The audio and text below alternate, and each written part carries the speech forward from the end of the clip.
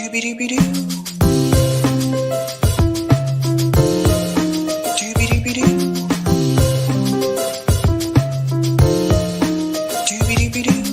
your host, sabrinasalvati.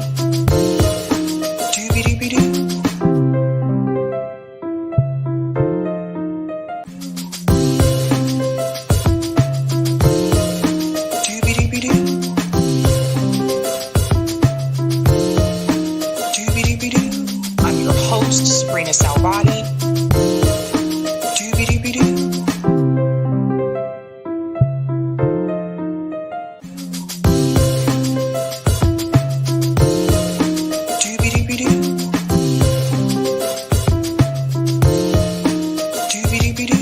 I'm your host, sabrinasalvati. All right. Happy Tuesday, guys. Welcome to Sabs podcast. I'm your host, Sabrina Salvati. I hope everybody is ready for tonight's show because we do have quite a doozy, especially in reference to Netanyahu. So brace yourself for that. Shout out to everyone watching on YouTube, Rockfin, Twitter, and Rumble. And welcome back to Sabs podcast. Listen, guys, I hope you had a great weekend. There were a lot of things that happened that I would say are newsworthy over the weekend. We have a lot to catch up on. That's the thing about me not being here on Monday. So get comfortable, and get ready.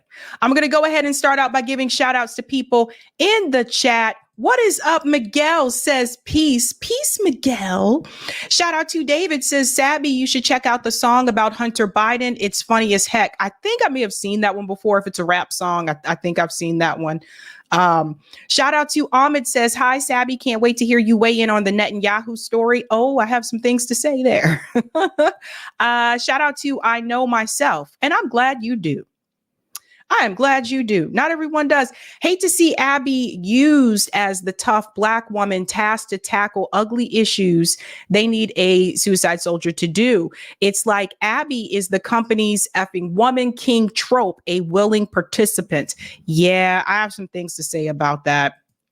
Shout out to Michael says, ICJ is in the pocket of the U.S., just like the useless body called the United Nations. Yeah, and I've been saying that too, that the United Nations is just, what's up, CBC voters? Says, happy Tuesday, Sabby Sabs and Eric. Red, what's going on? Reza says, let's pray Satan Yahoo gets arrested.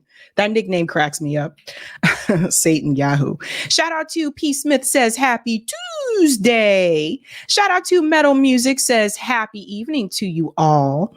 Greetings. Blue 18 says, Jewish privilege. I would say Zionist privilege. Shout out to Bruce says, Israel and the U.S. have perpetuated war crimes.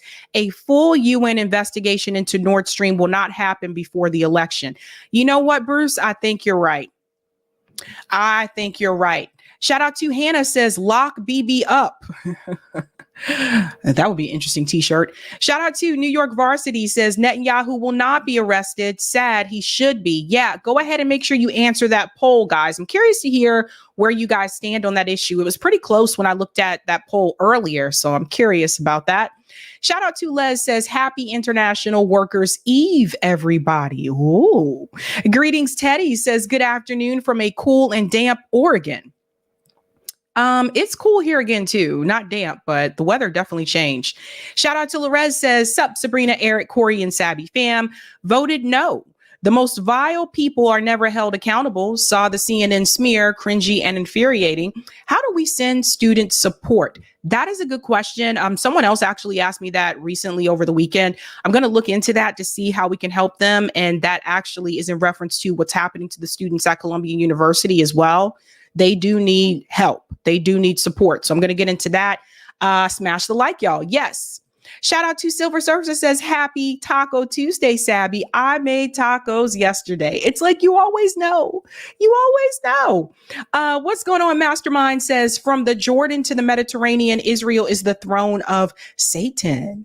Shout out to Randy says, hello, Sabby comrades. One of those evenings when I'm feeling rather disabled. I am sorry to hear that, Randy. I hope you feel better. Shout out to Lawrence says, Shaka when the walls fell. Greetings, layers of snark. If Netanyahu is arrested, very slim chance, I say, then Biden also needs to be arrested. No chance at all. So I really don't know. Yeah. And also considering they can't arrest a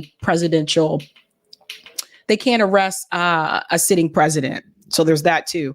But even after, I hear where you're coming from there as well. Shout out to Mark says, Sabby. Greetings, Terry says, hello, Sabby and chat. What is up, Wesley? Good evening from Atlanta, Georgia. ATL in the house. ATL is in the house. Shout out to Sean. Says cool music. I think that means cool music. I'm learning. Greetings, Shalom. Says there are lots of Arabic words in the Bible Hebrew. Intifada is also a biblical Hebrew word. Interesting. I have to look into that. Shout out to my comrade JB says, hello, everyone. Hope you are feeling groovy today. Forehead kisses. Time to get doobie down. Let's get down with it. Shout out to Ivy Wood Records says, where is the hell fire? That's a good question. What's going on? Dirty Dog says, unfortunately, nothing happens to those with too much power. That is a good point. Shout out to B2 Trees listening from a plane. Whoa, where you going? Where you're headed? Shout out to Arcane says, doobie doo. What's going on? Gregory says, salute to the chat. Greetings, DJ. RBN is like a drug. Once you start, you're hooked. Just want more and more. JB, now Sabby, Nick later. Love, fam. Well, that is really sweet of you, DJ. Shout out to Carrie says, if we get U.S. owned resources and utilities, we can end poverty and fix reparations. Greetings, Maria. Got the notification in time today. Let's go. Yeah. And for those of you who are new, I do have a newsletter. So all of my links are in the descriptions of my videos. If you sign up for my Substack, you'll get notifications usually about 20 minutes before I go live. So you'll know I'm going live because I don't even get notifications on YouTube for a lot of people when they go live. So I gave up on the notification process, but it's good to hear you got it. Shout out to Dwayne says, howdy, y'all. And greetings. Josie Fox says, happy Taco Tuesday. People love their tacos in the chat. And shout out to Kevin. I see a piano. What are you playing there, Kevin? What are you playing? All right, guys, let's go ahead and give a shout out to everyone who is a Sabby patron. Thank you guys so much for your support. Really appreciate you guys holding down the fort around here. Shout out to the patrons. All right. Thank you to all of you who are Sabby patrons. If you're interested in being a patron, I have 5 categories: Ultimate, Sabinators, Sabsters. Don't forget about those Sabby Wabbies. I don't know why I said it that way. It's not a Sabby Wabby. It's just a Sabby. Oh boy. It's been a long day. And also members, thank you guys so much for your support. And I want to give a shout out to new Sabby patrons. Over here, we call them newbies. Shout out to Farida Nagai, and Pete Santis. What is up? Welcome and thank you so much. All right, folks, it's about that time. We got to get into it. What are we going to discuss tonight? Let's go ahead and share that thumbnail for you guys. Oh, it should be interesting. Interesting show. Tonight, ladies and gentlemen, we are discussing Netanyahu fears arrest. That's right, ladies and gentlemen. It appears that the ICJ has sounded the alarm about arresting Netanyahu in reference to violating human rights issues. We're going to get into that. We're also going to discuss CNN lies about protesters. That is Abby Phillips there. She's one of the commentators on CNN. Interesting story there. You're going to hear from a guest, a student that she brought on. And I'm going to talk about how they're leaving important information out, and how also I think it's important that people hear from other students as well, not just those that are Jewish, basically. So we're going to get into that conversation. We're also going to discuss the White House dinner and where Biden stands right now in the polls. It is not good news for Joe Biden. It is damning information. I was looking at this earlier and I was like, holy crap. This is wild, man. So we're going to talk about that and what happened at the White House dinner prior to the event as well.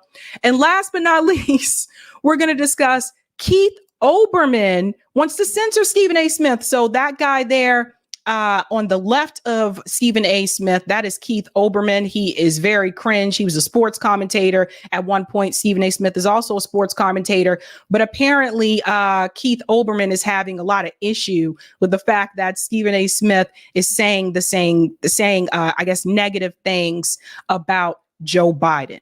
So we're going to get into all of that, fam. Oh my God, it's been a crazy week. Crazy week. Start us off right, folks. And smash the like. If you're new, don't forget to like, sub, and share. And we're going to go ahead and dive right in. Actually, let me shout this out as first. Thank you for the super chat, Dan. We should be called the saboteurs. LOL. That's an interesting one. Thank you so much for that, Dan. And JB says, Sabs, I shared a link to help University of Florida students on the ground on Twitter. Many of those groups on Instagram. Thank you for that, JB. Thanks so much. I'm going to check that out. I'm assuming you shared it on Twitter or maybe you shared it on your show, but I'll double check. Let's go ahead and dive into the first story. So the White House had their correspondence dinner, and I don't think they were expecting this, but they were actually met with pro-Palestinian protesters. You know, I got to give a lot of shout out and credit to the students because they are not giving this up. The students are continuing to fight. They're continuing to express their disappointment and their fury that they have against the Biden administration. So they're basically following Joe Biden around everywhere he goes. And honestly, can you blame them? Politicians have to be held accountable, right? So we want to start off with what happened outside of the events first. So they were met with protesters. I have this video here.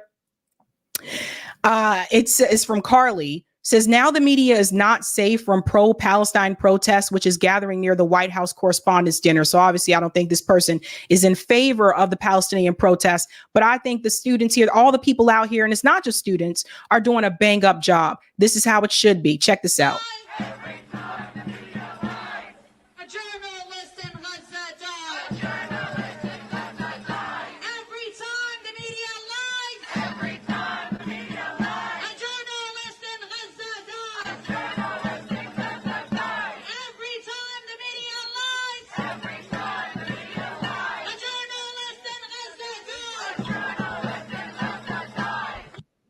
So what they're saying there, the volume on that video is kind of low, but what they're saying is every time the media lies, a journalist in Gaza dies. So what I think is important about this demonstration is that they're not just calling out Joe Biden and his administration. They're also calling out the media because the media is complicit.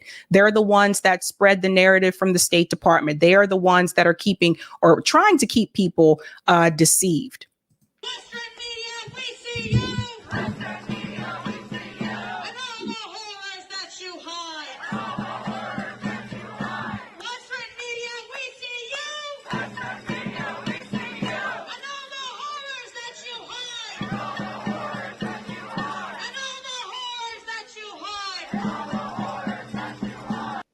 So this is the Party for Socialism and Liberation. And they're telling, again, in this chant, they're saying that they see all the horrors that the media hides. Western media, we see you. Western media, we see you.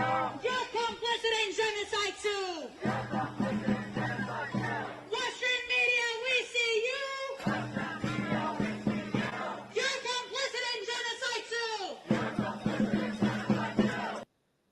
So they're saying there at the end, Western media, we see you, you're complicit in genocide too. So it's true. Like all these people are complicit.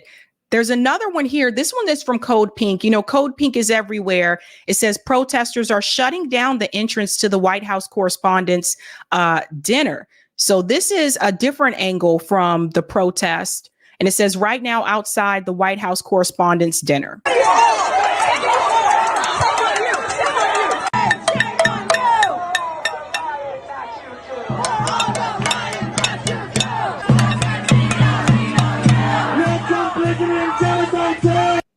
So these people walking here, this is apparently media, folks. So they're chanting that to them as well. And look at how nice everyone is dressed up, right? They're all out in their fancy digs. And, you know, there's certain people that are invited to this correspondence dinner, like working class people are not invited to this type of event. You know, they got on their suits and their fancy dresses to hang out with other people who are of the same social and, you know, economic status as them.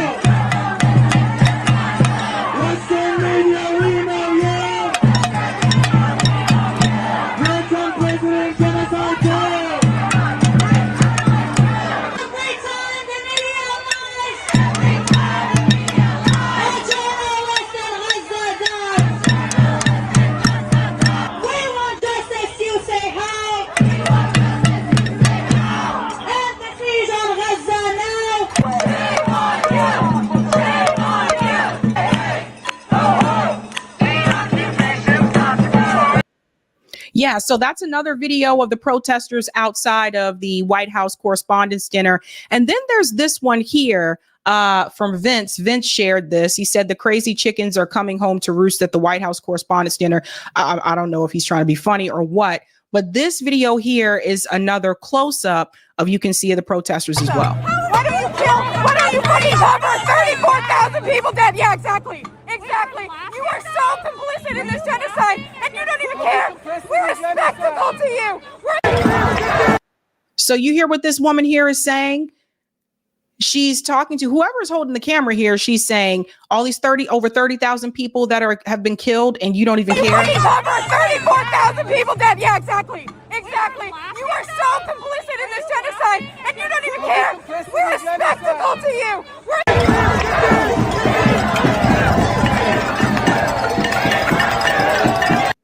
So you guys see this banner here? It says Biden's legacy is genocide. How embarrassing, right? How embarrassing. You would think that Joe Biden has to be embarrassed. And honestly, he might be. You know, some of the things that people are saying the Biden administration has said behind the scenes show that Joe Biden is not happy about his polling numbers, and he's not happy that people are calling him Genocide Joe. But it is what it is. You earned that name, right? So a number of people contacted me and they said that the students should actually protest outside the White House instead of on campus. There are also people protesting outside the White House too. Just FYI, they're not all students, but there are people protesting there. But I think this was a great place for them to demonstrate right outside the White House Correspondents' Dinner. But this is embarrassing for the Democratic Party.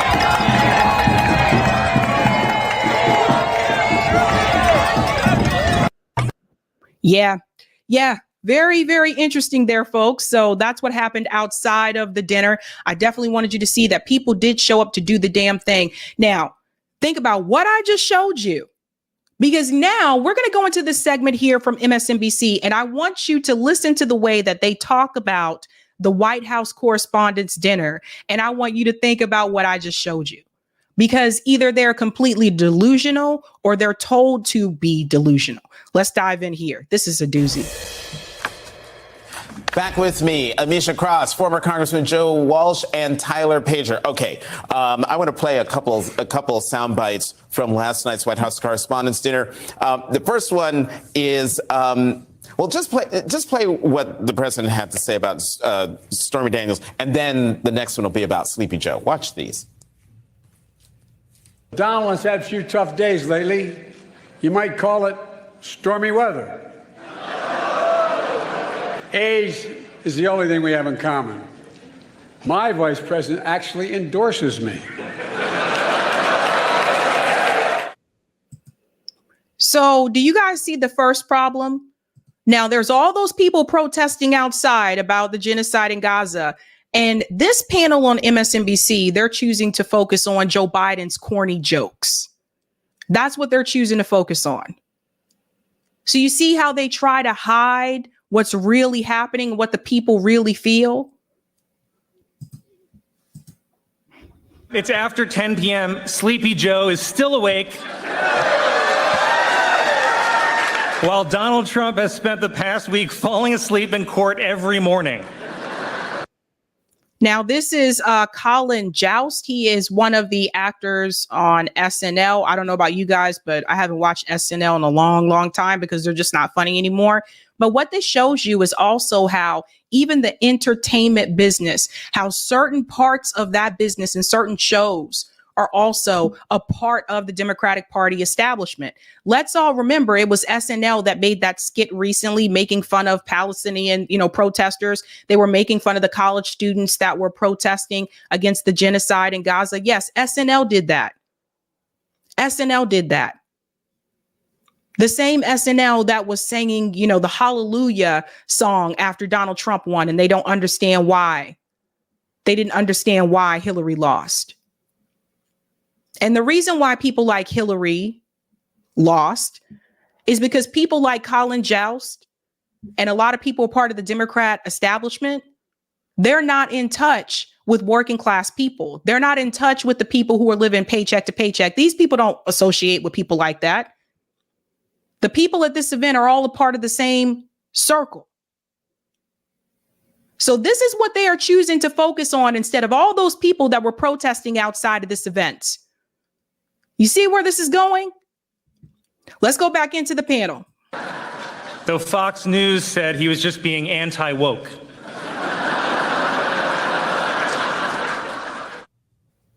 So, Tyler, what I found interesting about last night, obviously, Colin Jost was going to go after Donald Trump by name and hammer him with jokes. What was, I guess it shouldn't have been surprising to me, but the president going after Donald Trump by name from the very beginning. He did his own Sleepy Don joke in the opening seconds of his remarks. What was the strategy behind the president's speech? Yeah, so I think we've seen a pause. So they are focusing on the wrong things. And this is exactly why someone like Hillary Clinton lost in 2016 and Donald Trump won. Look at what they're focusing on right now. When the economy is in shambles, people are struggling to pay bills. There's a genocide happening in Gaza. You have students protesting in campuses all across the country. The protests have spread. And this is what they choose to put their attention on. The fact that Joe Biden made jokes about Donald Trump. I can tell you, if you go into those communities, if you talk to people that are working paycheck to paycheck, if you talk to people that are working multiple jobs, and I've worked multiple jobs, if you talk to people that are in those situations, they're not thinking about this. They're not thinking about Joe Biden made funny jokes about Donald Trump. Chances are they probably didn't even watch that White House Correspondents' Dinner. So who is the Democratic Party tailoring their message towards? Who are they speaking to? They're not speaking to working class people anymore. They haven't done that for decades. They're speaking to people that are part of that elite DC Democrat bubble. That's who they talk to now. Gradual change from the president. It started with the State of the Union where he unburdened himself from some of the political trappings, didn't attack Donald Trump by name, but made it clear who he was talking about and delivered quite a political State of the Union address. Coming out of that speech over the last few weeks, he's really just inserted Trump's name into everything. And he's not just attacked him on the policy stuff, but he started to ridicule him and trying to get under his skin. And I think, the president knows that was a highly watched speech. It's one of those speeches that breaks through in a way that his normal appearances don't. And I think they wanted to show him vigorous. They wanted to show that he could take a joke, but they also wanted to really hit hard at those contrasts, that they feel like they have a good story to tell. The president is out there. He's awake late at night and he's able to crack some jokes as well. Right. And Amisha, that's the good story that they have to tell. So did you guys hear what he just said? They have a good story to tell. The fact that Joe Biden is able to make jokes about Donald Trump. That is what they are focusing on. This is why someone like Donald Trump was able to win after Obama. This is why some people who voted for Obama twice turned around and voted for Donald Trump in 2016, because the Democratic Party is not focusing on the right issues.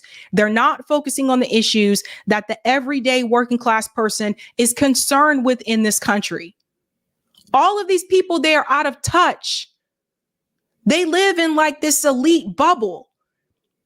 And until you get away from that, until you bust that bubble and you get out of your comfort zone, they're never going to really see how people actually feel. And that is why, and I want to add this too, that is why they're alarmed by the number of people that are protesting against Joe Biden.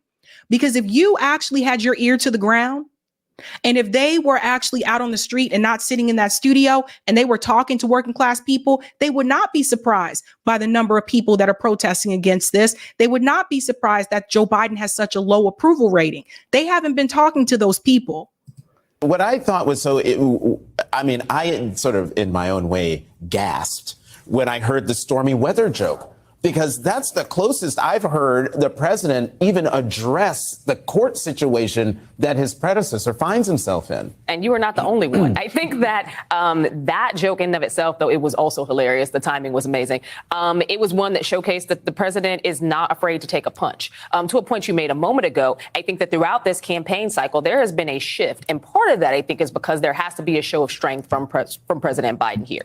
Donald Trump has no problem throwing shade and grenades at everybody. For Biden, he also has to show that strength. He also has to feel the energy in his campaign. And there are a lot of people out here who are Biden supporters who don't want to see Trump again, but also want to see Biden possess a certain level of strength and aggression. The people who are not happy with Joe Biden, to her point, and the people who also don't want to see Donald Trump again, to her point, they're looking for this type of issue to be addressed. Thank you so much, Gypsy. Gas up to almost $4 a gallon here. They're not looking to hear Joe Biden make jokes. This is not 2008. You can't Barack Obama this. I want to be very clear. In 2008, Obama was able to get away with some of these things in reference to economic issues because he made a couple of jokes. People were like, oh, Obama's kind of cool. He's playing March Madness. He's predicting college basketball wins. See, Obama's kind of hip and cool. He mentioned Tupac and Biggie. We are living in a different time. Natalie says almost $5 a gallon for gas in Washington state. So these are the things that people are worried about. Not whether or not Joe Biden can make a joke. That's it, Jonathan. Biden has one obstacle. Voters want to see that he's up to it. I love it that he goes after Trump. Trump's a jerk. Trump's cruel. And Biden rightly believes Trump is unfit. So say it and call him out by name. And it's the double whammy of it shows the voters that Biden can do it. But it's one thing to stand there in black tie at an event that is a roast, an event where it's all about the comedy and can you land the joke. It's another to say those same things at an actual campaign event. He should. You think he should replicate the stormy weather joke on the campaign trail? I don't know about the joking. Sure, blend in some humor, but go after Trump by name. He's unfit. Go after every aspect of him. And that's the strategy from the Biden campaign increasingly, is that they want to make this a clear. Let me just pause here. This gentleman right here, with the gray hair that was just speaking, he's a former representative, right? Like, so it is just, why do all of these people have to come together on a panel and tell Joe Biden how to run his own campaign? That's when you know you have a weak candidate. And it's not just this show, it's show after show where I'm seeing people say, tell Joe Biden to do this. We're going to give Joe Biden advice about this. That's when you know you have a weak campaign. Choice. Yeah. You can there's two candidates that have plausible pathways to the presidency, ignoring the third party candidates. It's Biden or Trump. And so the Biden campaign wants to make that binary choice very clear to voters. And so I think we're going to continue to see an even more aggressive Biden, as aggressive as he's able to get against Trump, to sort of make that very clear to voters that there's two options here. Amisha? Absolutely. Biden has to create and paint this narrative, because we can't assume that the average voter is watching wall-to-wall coverage of what's going on in the trial. He has to be able to go out there and say exactly what it is, call a thing, name and shame. People are looking for that. I have to jump in here as well. The average voter does not care about Donald Trump's trial. Talking to people on the street, the average voter does not care. There's a reason why, we'll get into the poll in just a second. There's a reason why Donald Trump is now beating Joe Biden again. And there's a reason why Biden has now been ranked as the least popular president in 70 years. They're saying even below Nixon and Carter. And we all know Carter did not win re-election. Carter also had a primary challenge, which was Ted Kennedy, but he didn't win re-election, right? So listen to this. This just broke. Biden is the least popular president in 70 years. This is embarrassing for the Democratic Party. It is a low blow for Joe. I like that they started off the article that way. It's a low blow for Joe. Biden is the least popular commander in chief at this point of his presidency in the last 70 years. Below even Richard Nixon and Jimmy Carter. This is according to a new poll. That poll is a Gallup poll. Biden 81 notched a dismal 38.7% job approval rating for the first quarter of 2024. 38.7%. Now, I have to remind you, let's go back to at least Bill Clinton, because this is what I remember. Going all the way back to Bill Clinton, no presidential incumbent had an approval rating this low and won re-election. Not one. Approval rating of 38.7%. 3 points lower than that of the one-term George H.W. Bush at the same point in his presidency. Now, remember, under George H.W. Bush, remember we had, 9/11 happened. Remember the economy was bad during that time as well. We also had war. How do you get lower than? Let's go on. With about 6 months remaining before Election Day, Biden stands in a weaker position than any prior incumbent. I told you. Here we go. Here's the abandoned Biden activist here. Ceasefire now. This is wild. It goes on to say, in contrast, now listen to this. Former President Donald Trump, who is vying with Biden for a second White House term, had a 46.8% approval rating at this point in his presidency. So when Trump was president, his approval rating at this point was 46.8%, and he lost re-election. Doobie-doobie-doo. So if people expect Joe Biden to come back and win with such a low approval rating, think about that for a second.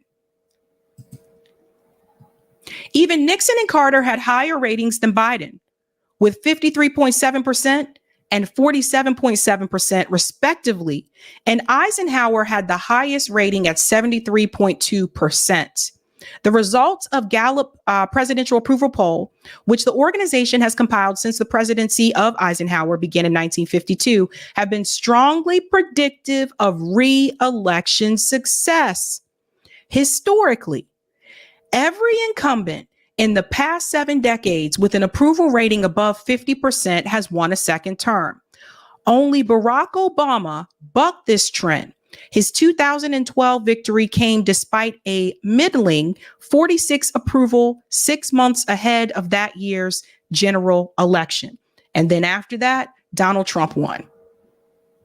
You have to focus on the economy. That is the number one issue. You talk to voters, they will tell you the economy, the number one thing. No first-term president in Gallup's history has returned to the White House with approval numbers as low as Biden's, whose results this quarter ranked among the worst of the post-World War II era and the bottom 12% of all presidential quarters going back to 1945. And I got to say this. Some of us tried to warn people about this in 2020 because Joe Biden was not polling at number one. Joe Biden didn't win Iowa, New Hampshire, Nevada. It wasn't until Jim Clyburn gave his endorsement for South Carolina that all of a sudden he came around and won South Carolina. That was when things shifted.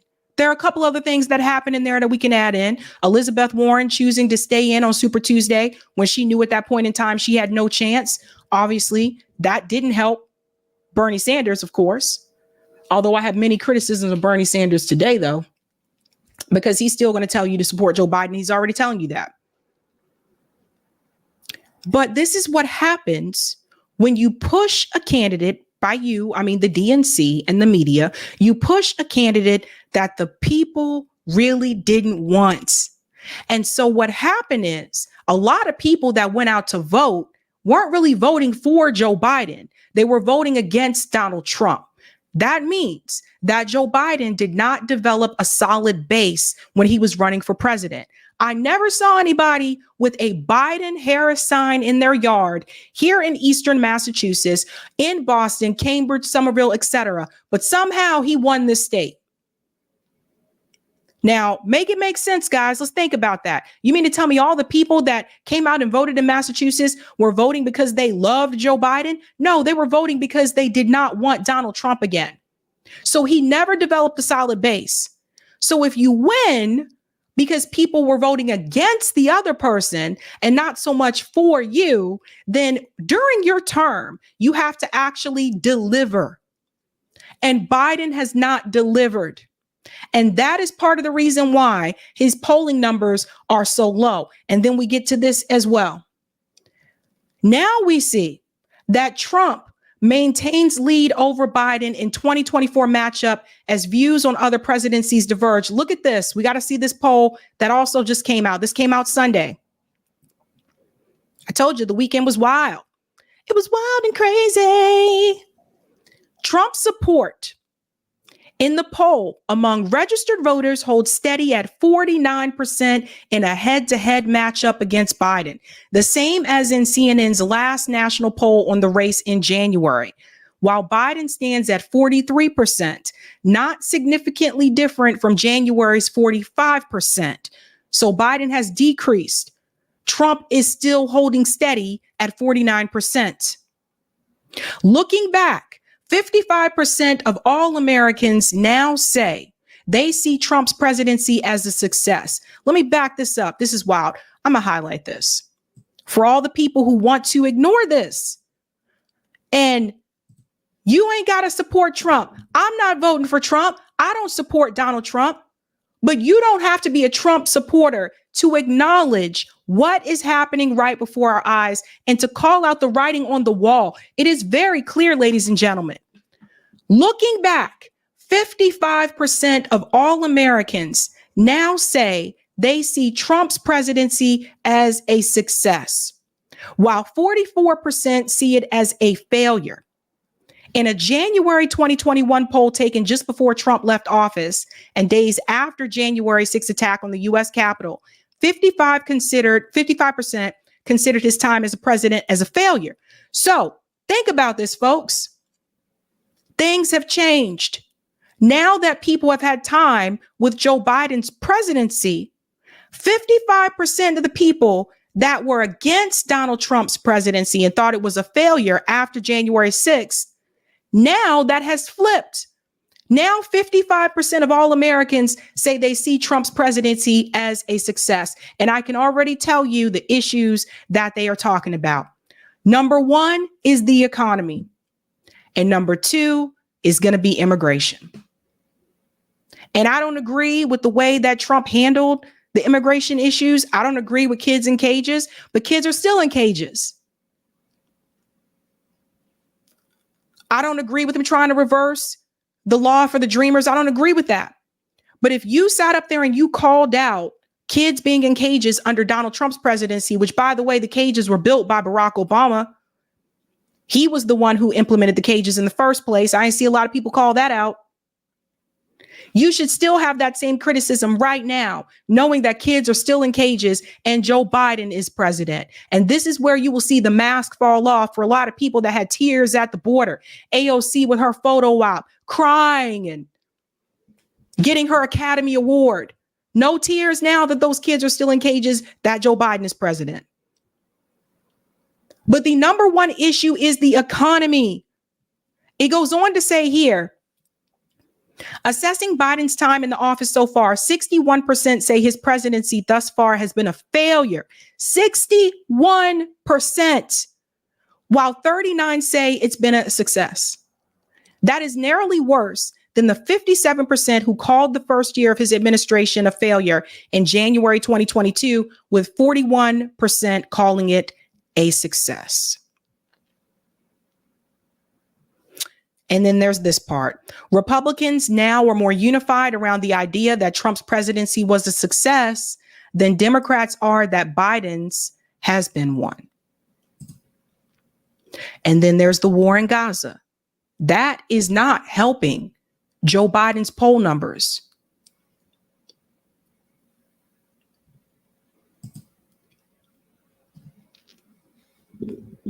But I'll say these things and people will say, are you crazy? You want Donald Trump?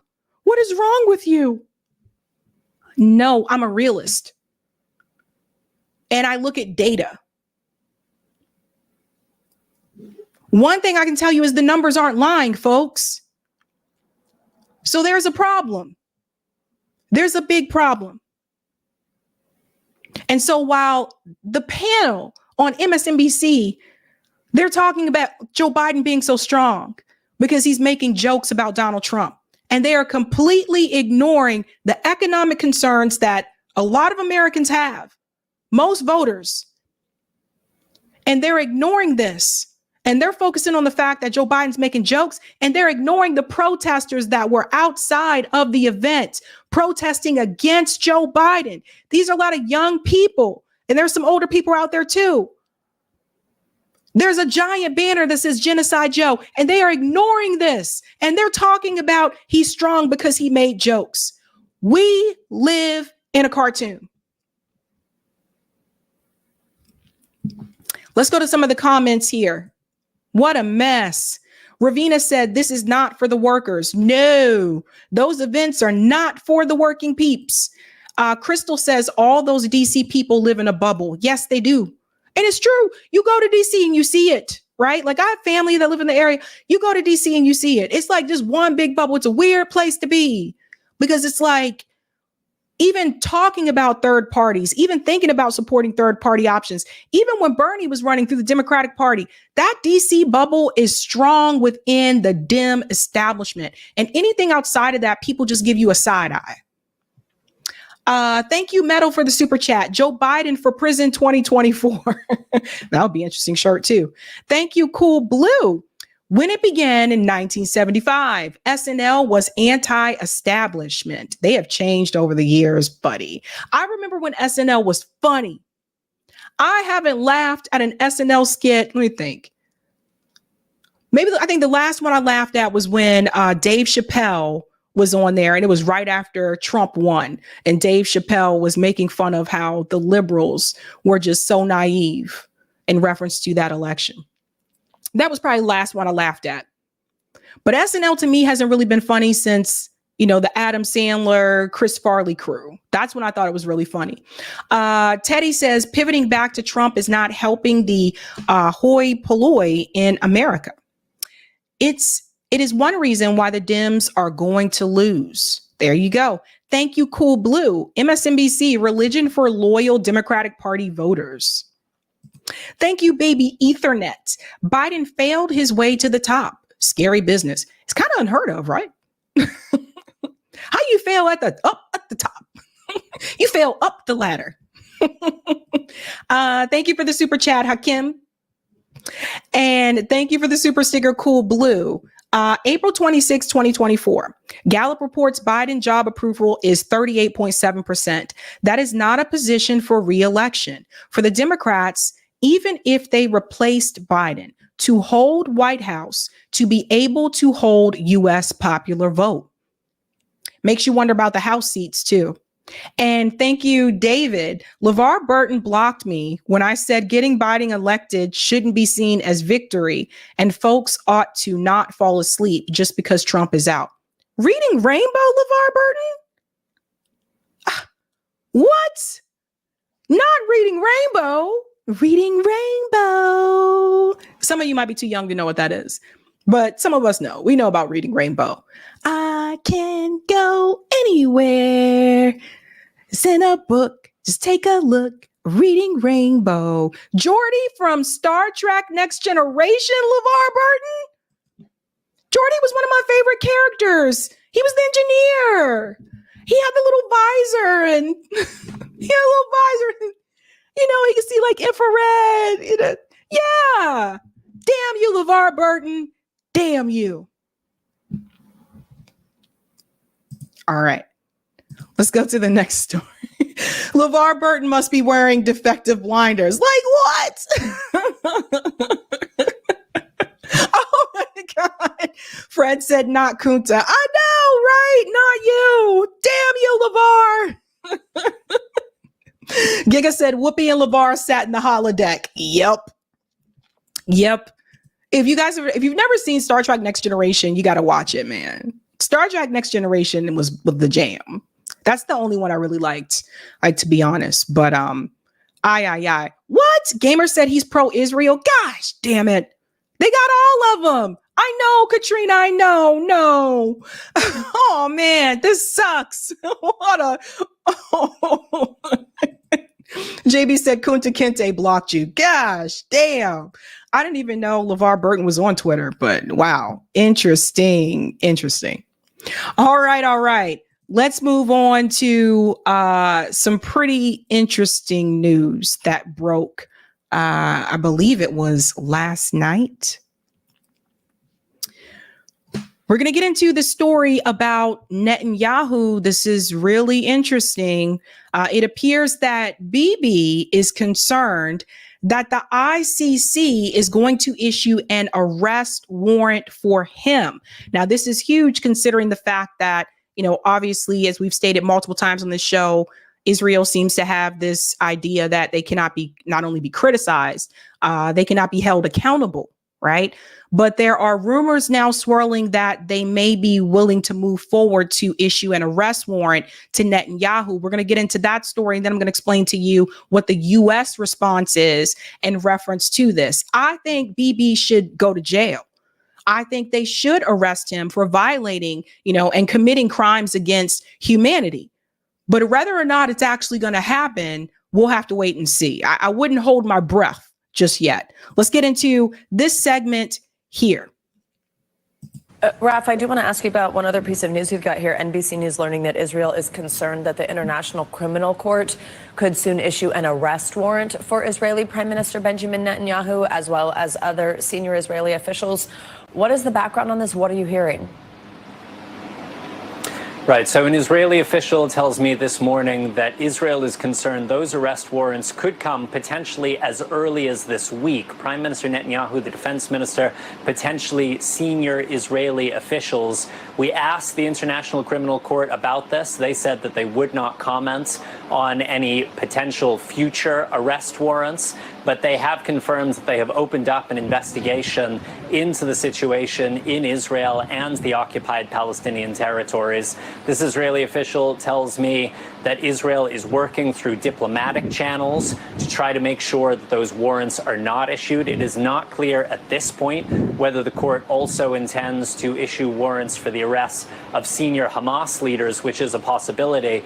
Now, this would not lead to the immediate arrest of Netanyahu and others, but it could make it potentially quite difficult for the Israeli prime minister to travel to Europe, to travel to other countries that are signatories to the International Criminal Court, because in theory, those countries could find that they have an obligation to arrest the prime minister. This would put Prime Minister Netanyahu in the same category as Vladimir Putin, who had an arrest warrant issued against him for alleged war crimes committed in Ukraine. We should say, Savannah, the International Criminal Court is separate from the International Court of Justice, which is... Pause for a second. So do you see what he's basically saying? So long story short, if they were to issue an arrest warrant for Netanyahu, then that means they see him the same as they see Vladimir Putin. Israel's reputation is already damaged, but that would damage their reputation even more. Right? But don't get it twisted. because I really don't think this is going to happen. And we'll get into the details as to why I think that in just a second. Again, we have to remember when it comes to Israel, they are often not held accountable. Now he's breaking down the difference between the ICC and the ICJ. In Ukraine, we should say, Savannah, the International Criminal Court is separate from the International Court of Justice, which is right now hearing a case on whether or not Israel is committing genocide in Gaza, an allegation Israel denies. Thanks for watching. Stay updated. Okay, so that is huge news coming through. And Netanyahu actually is also concerned about this, apparently. I want to actually go to that first. I want you to hear Netanyahu's response about the possibility of him being arrested. Now, again, remember, he is the one to play the victim. He likes to try to play the victim. Israel has never done anything wrong in his eyes. So just keep that in mind when you hear this statement from him. He's the guy that seems to think that he cannot be touched. Zachariah says, Bibi Netanyahu. Oh, you mean that Philly guy, Ben Melowaski? Zachary coming in with the punch. You have to hear this to believe this. The International Criminal Court in The Hague is contemplating issuing arrest warrants against senior Israeli government and military officials as war criminals. This would be an outrage of historic proportions. International bodies like the ICC arose in the wake of the Holocaust committed against the Jewish people. So we're not even 30 seconds in, and he's already mentioned the Holocaust. We're not even 30 seconds in. You see what happens here? Because according to Bibi, they are not allowed, The Hague, which is in the Netherlands, they are not allowed to hold Israel accountable. They're not even like, you can't even criticize Israel, according to Bibi. They were set up to prevent such horrors, to prevent future genocides. Yet now, the International Court is trying to put Israel in the dock. It's trying to put us in the dock as we defend ourselves against genocidal terrorists and regimes, Iran, of course, that openly works to destroy the one and only Jewish state. When did Iran and Hamas commit a genocide against Israelis? You see, this goes back to this statement of defending oneself, because the thing is, Israel and the U.S. government and the Western allies as well, they have made it very clear that the only country in that region that has a right to defend itself apparently is Israel. No one else does. So if you are captured and you've been in prison, you have family members that have been imprisoned by the IDF, children, people tortured, beaten, occupied, oppressed, you're not allowed to defend yourself. Let that sink in for a second, guys. Let me just let that sink in.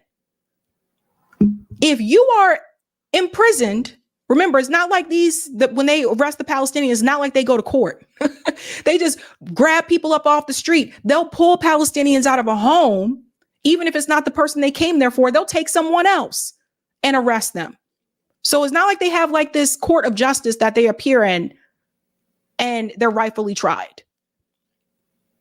But if you are occupied and you are oppressed and you are beaten and they put you on a caloric diet and all this kind of things, you are not allowed to defend yourself. How is that any different from the same ideology that people had in this country, that plantation owners had in this country against people who were enslaved? That the slaves weren't allowed to defend themselves. So to that same logic, these people would also be against Nat Turner's rebellion. They would be against the Haitian slave rebellion. But see, they don't like it when you bring that up. No one else is allowed to defend themselves except for Israel.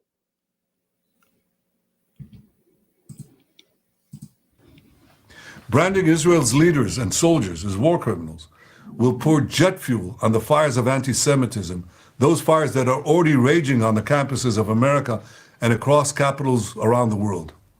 It will also be the first time that a democratic country fighting for its life according to the rules of war is itself accused of war crimes. You have not been following the rules of war, right? They keep saying they're going after Hamas. They're just indiscriminately bombing civilians. This has not just been something that I said. This has been reported by multiple organizations and human rights organizations as well. So there's that. They have committed war crimes. They are not following the rules of war. Do you hear the gaslighting that is coming from Netanyahu's mouth? The lies, lies after lie after lie. The Israeli army, the IDF, is one of the most moral militaries in the world.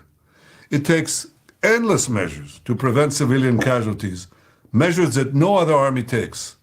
It does so while fighting a terrorist enemy, which uses its own civilians as human shields. Was it moral for the IDF to kill 3 of their own hostages when they were waving a white flag? Was that moral? Was it moral for the IDF to block food from getting into Gaza? That's moral. Was it moral for them to take the food and set the food and supplies on fire in the trucks? That's a moral army? You have to be a real sociopath to sit up there and tell these types of lies, knowing what you have done to those people. There's just no way. You know the truth. Hamas places its weapons, its terrorists, in hospitals, schools, mosques, and throughout civilian areas. They do this in order to win immunity and to maximize civilian casualties. So while Hamas shows no care for the lives of Palestinians and steals humanitarian aid meant for civilians, Israel is facilitating a surge of humanitarian assistance to Gaza. Another lie. If Israel cares so much about the Palestinian lives, he says that Hamas is purposely putting civilians in harm's way. Let's think about this, folks. Is Hamas the one that is kicking Palestinians out of their homes in the West Bank? Or is that Israeli settlers? Who's kicking Palestinians out of their homes in the West Bank? Is that Hamas too? Who's bombing Lebanon? Who's bombing Syria? That is Israel. Who put the Palestinian people in an open air prison where a lot of them in Gaza are refugees? Was that Hamas? No, that was Israel. Hamas was born in the rubble. So now he is trying to put Israel's crimes on Hamas. Unbelievable. And we do this to ensure that the Palestinian population's humanitarian needs are met, rather than commend Israel for abiding by the rules of war while fighting an enemy that violates every rule of war. How are they meeting the humanitarian needs of the Palestinian people when they were blocking the humanitarian aid from getting into Gaza? How are they meeting the needs of the humanitarian needs of the Palestinian people when they put the Palestinians in Gaza on a caloric diet? Including holding 133 Israeli men, women, and children hostage. Who's the ICC targeting? The democracy called Israel. And in targeting Israel, the ICC would be targeting all democracies because it would be undermining their inherent right to defend themselves against savage terrorism and wanton aggression. Clearly, this threat by the ICC is not an attempt to enforce the law. Israel is not even subject to the court's jurisdiction, and it has an independent legal system that rigorously investigates all violations of the law. Hold on to that thought right there. Why is Israel, according to him, not subjugated to the ICC's decision? Last time I checked, the I in ICC stands for international. What does he mean that the court's ruling doesn't apply to them? So it applies to every other country except for Israel. Again, no accountability. Rather, this ICC attempt is an attempt to paralyze Israel's very ability to defend itself. The government and people of Israel reject outright this grave threat to our security, this grave threat to our very existence. And I want to assure you, no ICC action will impact Israel's ironclad determination to achieve the goals of our war with Hamas terrorists. So there it is right there, folks. That's Netanyahu letting you know that he is putting himself and putting Israel above the law. He is telling you there is nothing that the ICC or, of course, the ICJ can do that is going to stop him from going into Rafah. We'll get to that in just a second. There is nothing. He's going to do what he wants to do. Now, he says that the people of Israel do not stand with this court. The people of Israel don't stand with you. That's why your approval rating is so low. These hostages that you said you care so much about, how many of those hostages have probably been killed by all the bombing that you've been committing towards Gaza? Multiple opportunities for a hostage exchange. You didn't want those hostages back. He never cared about those hostages. I said this from day one. If it was really about the hostages, you would try to do everything that you could to get them back and get them back safely. It was never about that. It was about destroying Gaza at all means necessary, taking over the land, taking over the resources that exist there, and pushing the Palestinian people, what's left of them, into Egypt and other countries where they'll become refugees there as well. And whoever else is left, they were going to destroy. They want the land. They want the resources. We will destroy Hamas's military and governing capabilities in Gaza. We will release all our hostages, and we will ensure that Gaza never poses a threat to Israel again. Israel expects the leaders of the free world to stand firmly against the ICC outrageous assault on Israel's inherent right of self-defense. We expect them to use all the means at their disposal to stop this dangerous move. 6 months after the terrible Hamas massacre of October 7th, 80 years after the horrors of the Holocaust, the Jewish state calls on decent people everywhere to reject this outrage by the ICC, to stand with Israel as we fight the barbarians of Hamas and Iran, and as we work to secure a more peaceful world. It's just laughable when you think about it. A more peaceful world, he says. The government that is preventing a more peaceful world is Israel. They're the ones who are the attacker. They have been the aggressor all along before October 7th. Notice he had to throw in Holocaust again. Netanyahu says the law does not apply to him or Israel. And you know who else is saying this? The State Department. Now we're going to bring in this guy, and I was calling him this. I got to take it back. Because Sagar and Jetty actually posted a tweet where he says he's tired of people saying that he looks like this guy, that this guy doesn't look like him. So we're not going to call him fake. I'm not going to call him imitation Sagar. But this guy here from the State Department, Patel, he's going to also let you know that the laws, the international laws, do not apply to Israel. Everyone needs to take note of this because it's happening right in front of your face. Shout out to Asel Rod for capturing this. Laws don't apply to Israel. Here he is. But the crux of this for the United States is that we do not believe that the ICC has jurisdiction on this. That being said, we work closely with the ICC in a number of key areas. We think that they do important work as it relates to Ukraine, Darfur, Sudan. But again, on this particular instance, they just do not have jurisdiction. Listen again. The crux of this for the United States is that we do not believe that the ICC has jurisdiction on this. That being, he said the United States doesn't believe that the ICJ does not have jurisdiction when it comes to Israel. Now, this is the international court.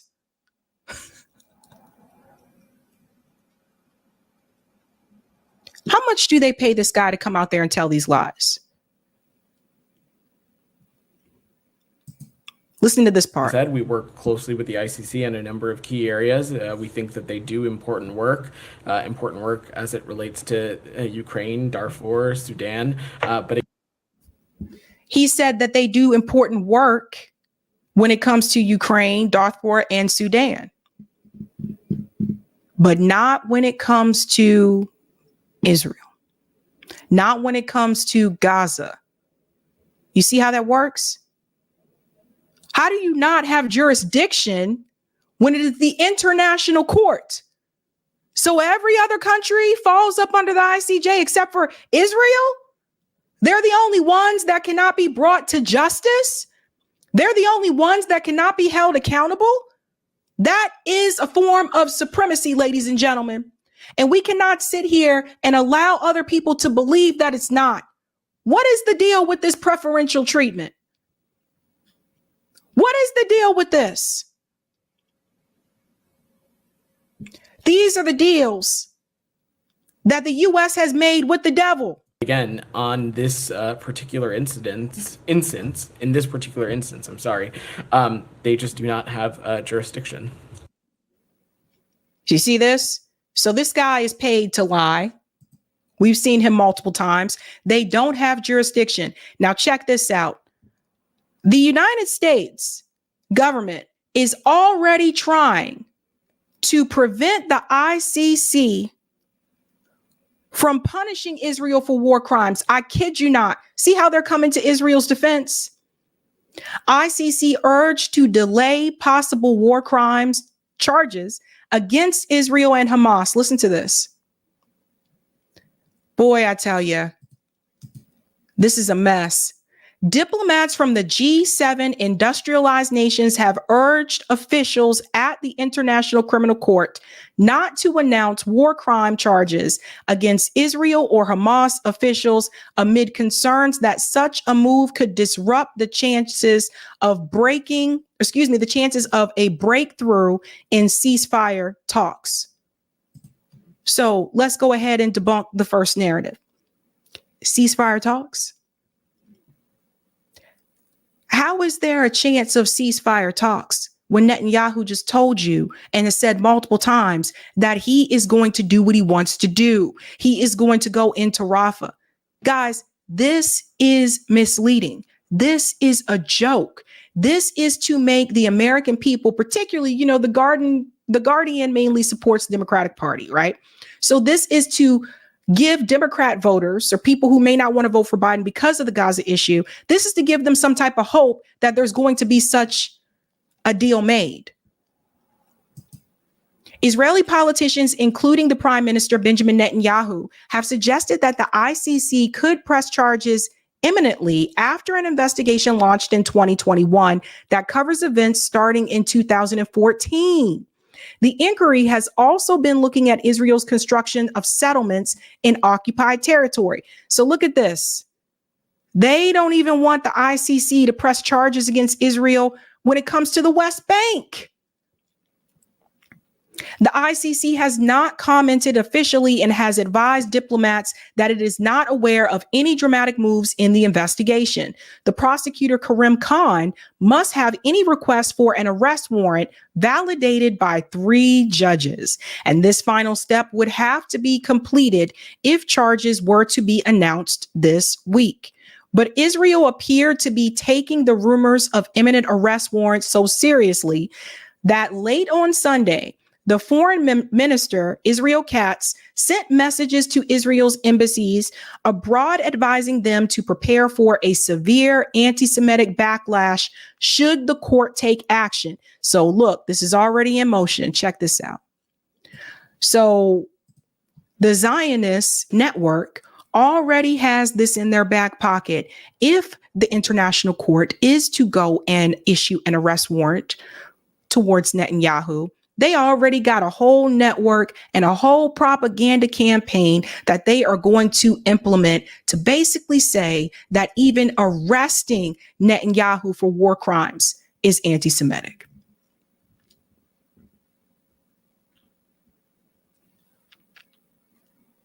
When I say it's an entire network, it is an entire network. They already got the propaganda ready to go. Reports in Israeli media suggested the warrants could potentially be against Netanyahu, the defense minister, Yoav Gallant, and the IDF chief of staff, Lieutenant General Herzi Halavi. Katz said there is nothing more distorted than attempting to prevent Israel from defending itself against a murderous enemy. See, everybody's the enemy except for Israel. Openly calling for the destruction of the state of Israel. Okay. So let me ask you guys a question. First of all, the Hamas charter has been updated, and the current charter does not call for the destruction of the state of Israel. We've debunked that multiple times before on the show. And then 2, let's say it did. What seems to be more obvious to you? Someone calling for the destruction of the state of Israel, or someone actually destroying an area right before our eyes? What has been destroyed? Gaza. Gaza has been demolished. Gaza is done. Done. And I've seen multiple videos and multiple pictures. Gaza is done. So you actually have Gaza, which has been demolished right in front of our eyes. And the media, the New York Times, the Guardian, they're all in bed with the Israel. They all just in bed with the same State Department talking points. How can you say that it's more dangerous that someone may be calling for, and again, like I said, the charter has changed, may be calling for the destruction of the state of Israel versus the actual destruction and demolition of Gaza? It's just like if there were 2 people fighting and there's one person that says, that threatens that they're going to hit the other person. But then the person over here actually has beaten people up. Are you more concerned about the one that is actually beating someone up or the one that says they may beat someone up? It's very telling, you guys. Very telling. So I don't know if Netanyahu is going to be arrested. But that brings us to this point as well. Because, you know, Nicaragua actually brought Germany to the ICJ because Nicaragua wants Germany to stop arming Israel. We have to remember, Germany is number 2. When we look at the countries that are arming Israel, the U.S. is giving Israel the most weapons and aid, and Germany is second. And it's embarrassing to me too. I spent most of my childhood in Germany, and I'm really disappointed with Germany because it makes me, you know, I think about the times when I sat there in history class, and my teacher was German. I sat there in history class and they told us what they learned from the Holocaust, and they acknowledged it and they addressed it and they understood what was wrong, and they made sure they would never repeat this again. And here we are in 2024, and it's very clear to me that they really didn't learn anything, because it seems like they seem to only think that only applies to Israel. It only applies to the Israeli people. Genocide can happen to anyone. Anyone. You think this is something? Over 6 million killed in the Congo. 6 million killed in the Congo. It's happened to other countries. So where was Germany then? The ICJ rejected Nicaragua's requests. The ICJ is also afraid of Israel, and they can't tell me that they're not, because you can't sit there and you see this country has basically destroyed Gaza. You see all the children that they've killed. You see the IDF has killed some of their own hostages. You see it on video, and you cave when it's right in front of you. Listen to this from Al Jazeera. The United Nations top court has just ruled against ordering Germany to halt arms sales to Israel. The case was filed by Nicaragua and accused Germany of failing to prevent genocide in Gaza by continuing to sell arms to Israel. It's the latest case involving Israel before the International Court of Justice. South Africa approached the court in December accusing Israel of committing genocide. By 15 votes to 1, find that the circumstances as they now present themselves to the court are not such as to require the exercise of its power under Article 41 of the statute to indicate provisional measures. Let's go live to Al Jazeera's Willem Marks, who's at The Hague for us. So, Willem. So you heard that. It was 15-1. Tell us more about what the court said today to explain their decision not to issue provisional measures. Well, Folly, there were two specific issues. One was very much factual. Let's start with that. They accepted the statements made by the German legal team that since October the 7th, not only has there been a massive reduction in the value of their military-related transfers to Israel, but the vast majority, around 98% of the value of all those transfers was for non-lethal material. They acknowledged there had been 300 anti-tank missiles sold from Germany into Israel.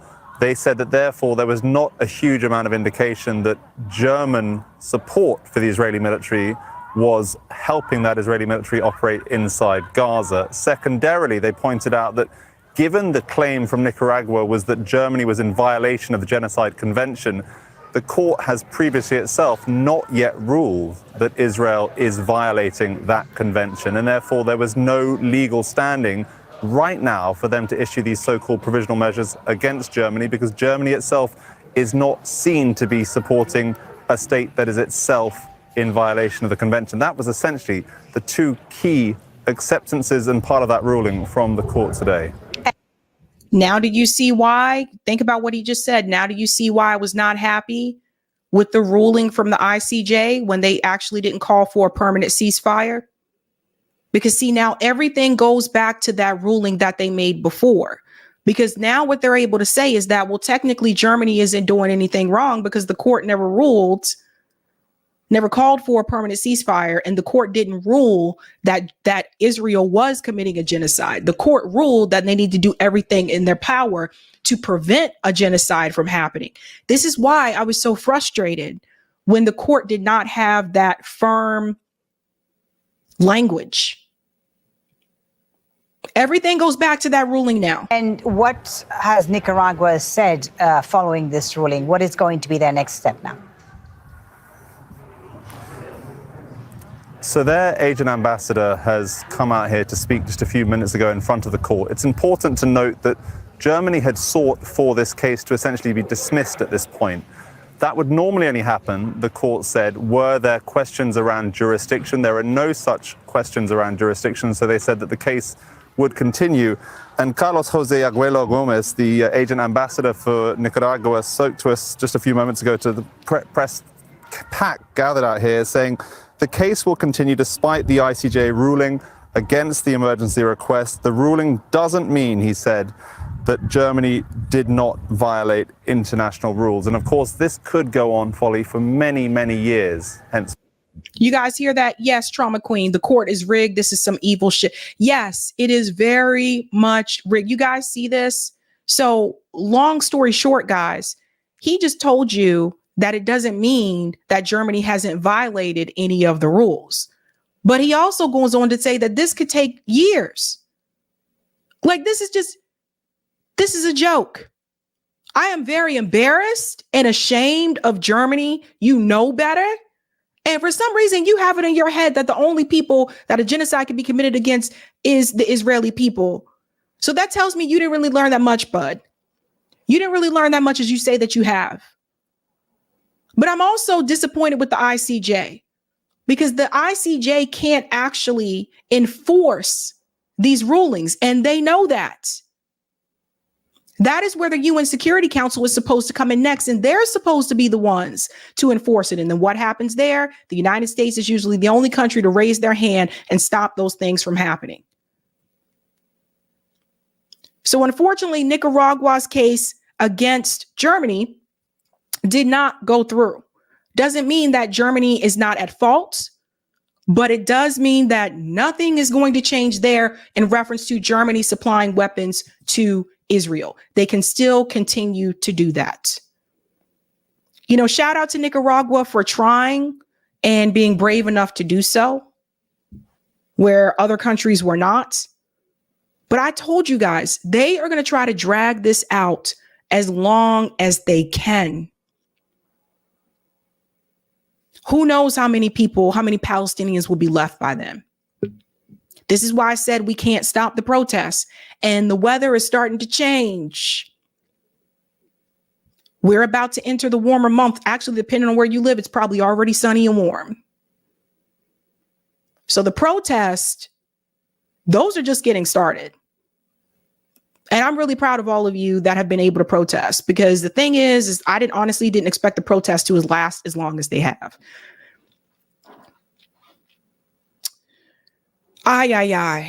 Should Bibi be arrested? Absolutely, 100%. 100%. If you haven't had a chance to do so, go ahead and take that poll that's pinned to the live chat. I'm curious to see if you guys think that's going to happen or not. Leroy says it's 93 here in Vegas. Good God.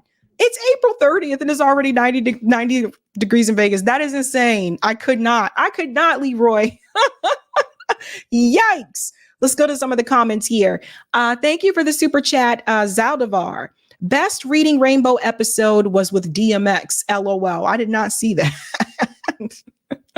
That would be interesting. Vicious E says the ICC is false hope. Only making citizens arrest or worse will stop the bastards. Thank you, David. Israel is the mini-me to America's Dr. Evil. Yeah. Austin Powers. That's right. Thank you, Sinitchell? The moral military has a called Hannibal directive. Thank you, Brock. Israel didn't sign anything, so they can do whatever they want. The U.S. acts like a divorced, overbearing parent, letting the kid dictate everything. Israel is in charge here. I mean, do you guys even feel that the U.S. is really in charge? It's very clear what's happening. What a mess. Thank you, Miss B777. AIPAC runs the USA. It's so apparent, it's disturbing. Yep. And this is why I appreciate all the people that have been revealing a lot of these videos on social media. Mastermind says, Germany got gaslit into believing that Zionists have always been innocents. There it is. There it is. JB says, Sabs, someone made a point that calling for the end of Israel is like calling for the end of Czechoslovakia. Oh, I remember Czechoslovakia. The people still exist, but it's now two states. Israel can be dissolved into Palestine. That's a good point. Yeah, because I don't know if everyone remembers, but before it was like the Czech Republic, it was Czechoslovakia, and then they split it into two. That's a good reference there. Shout out to Jasmine Harrell for the super chat. Thank you. And 100 Black Roke says they have been given a pass to destruction since 1921 and before. Shout out to Black Roke, who's been a member for 9 months on the show. Thank you so much. Well said there. Well said. I got to remember that Czechoslovakia one. That's a good one. Okay. If you have not had a chance to do so, smash that like button, guys. That helps me out with the algorithm. If you're new, don't forget to like, sub, and share. All right. Did I miss one? Oh, sorry. Thank you for the super chat, baby Ethernet. Well, free Palestine. Time to hit the streets. Not giving up because Palestinians have been fighting for decades. Solidarity forever. I hear you. That's right. We're moving on to the story here about CNN gaslighting the protesters. We're going to get into this. So Abby Phillips actually had an interview with a student who just happened to be, and they really found a token of tokens. They found a token. They found a Black/indigenous Jewish student to interview on CNN. Of course, she's on the pro-Israel side. So during this interview, Abby Phillips and this woman, they're going to smear the protesters. There's going to be a lot of gaslighting, so prepare yourself. And then I'm going to show you what is actually happening, right? But this is what they do. They went and they found, I tell you, they really dug in a gold mine for this one. And they tell you this. They tell you in the beginning who she is. All right. So they found a token. Let's dive in. So you describe yourself as Black, Native American, and Jewish. You've talked about how you're... Let's hear it again. Here we go. Listen. So you describe yourself as Black, Native American, and Jewish. You see what they did?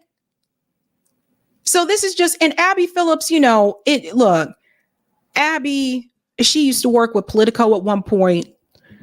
Abby is there, and she's the commentator. She's reading the script, basically doing what she is told, right? But Abby, you got to know better than this, girl. You got to know better than this. Like, they just happened to find a Black/indigenous. She had to have the indigenous piece too, by the way. You know why they did that, right? You know how they did that? They found someone who's part indigenous to push back on the colonizer narrative. See, this girl right here, she's Black and she's indigenous, but she supports Israel and she doesn't see Israel as a colonizer. Wink, wink. Ay, ay, ay. You've talked about how your feelings of feeling accepted on the campus changed after October 7th. What has that been like? It's been really difficult. Again, I went through a lot of this grief process and primarily experiencing this issue in the first semester. That's when I learned that the community that I felt previously so accepted by, specifically because of my identities, all of this was actually conditional, and the one condition is my Jewish identity, which I assumed was also another reason why I was so uplifted, because the Jewish people are a significant minority. Stop the press. So let's get into this, folks. Now they bring this woman on, and she's telling you that she felt accepted by those groups. So she's talking about she's Black and indigenous. She felt accepted by her peers at first, but then she realized that it was conditional, that he didn't really accept her because she's also Jewish. Get the fuck out of here. Are you kidding me? Are you kidding me? Okay. What? My identities. But the Jewish identity part is even more. Are you going to sit here and tell me that out of everything this woman has been through in her life, that people have rejected her more because of her religion than the color of her skin? Get out of here. Get out of here. Because when you're walking down the street, Miss Woman, people don't see your religion. People don't see your religion. Did you guys know her religion before she told you? No, you didn't.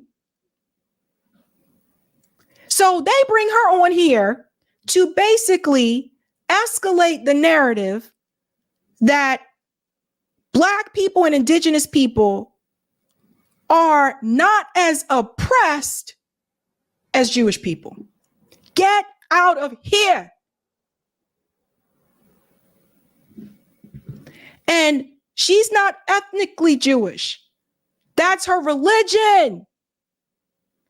Get out of here, guys.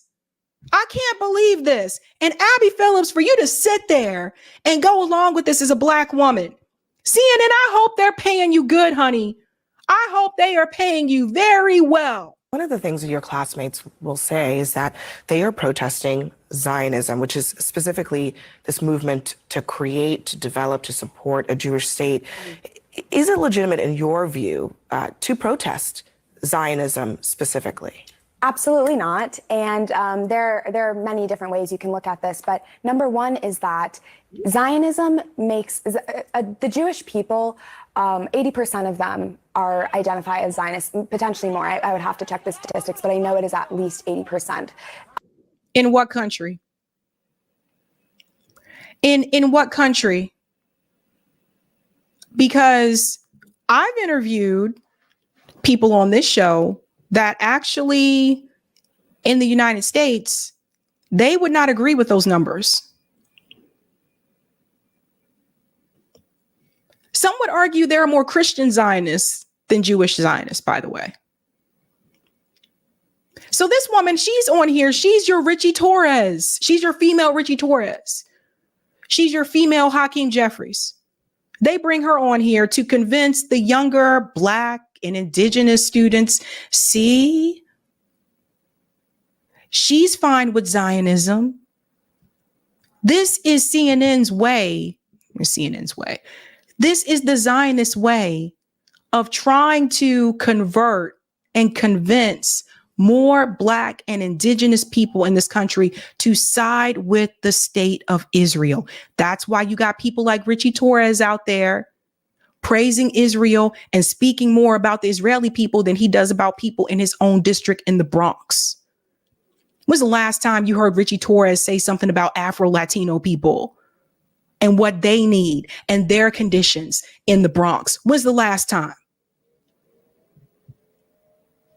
This is a psyop. More than that, though, I can't explain the 20% that don't identify with that, and I won't try to. But we know that Zionism, which is the Jewish right to self-determination in our historic homeland, is inextricably linked to our religion. Do you think it's synonymous effectively with being Jewish? Absolutely. Absolutely it is. But more than that, though, taking away the Jewish aspect of it, at least at Columbia, we do not protest any form of any person's right to self-determination. There's no other movement, and there's no other self-determination movement that is protested that I've seen, definitely not at Columbia. So for this to be the only movement that is taken issue with amongst the students, and that it's the Jewish movement, it is inherently anti-Semitic. It is not the only movement that has taken place among the students where there's been disagreement. So that in itself is a lie. The BLM movement took place among other people, not just students. But the BLM movement, guess what, folks? Because I was still working in higher ed during that time. That wasn't unanimous across the students. There was division in reference to the BLM movement too. You think all the students on campus supported the BLM movement? You think all those students on campus supported going out and protesting against what happened against George Floyd? Absolutely not. So here she is telling this lie. It's the only one. See, that's another Zionist propaganda. We're the only ones. It's the greatest atrocity ever. It's only happened to us. What a mess. When you see your faculty members, professors, they today linked hands and arms, and they blocked the entrance to the encampment.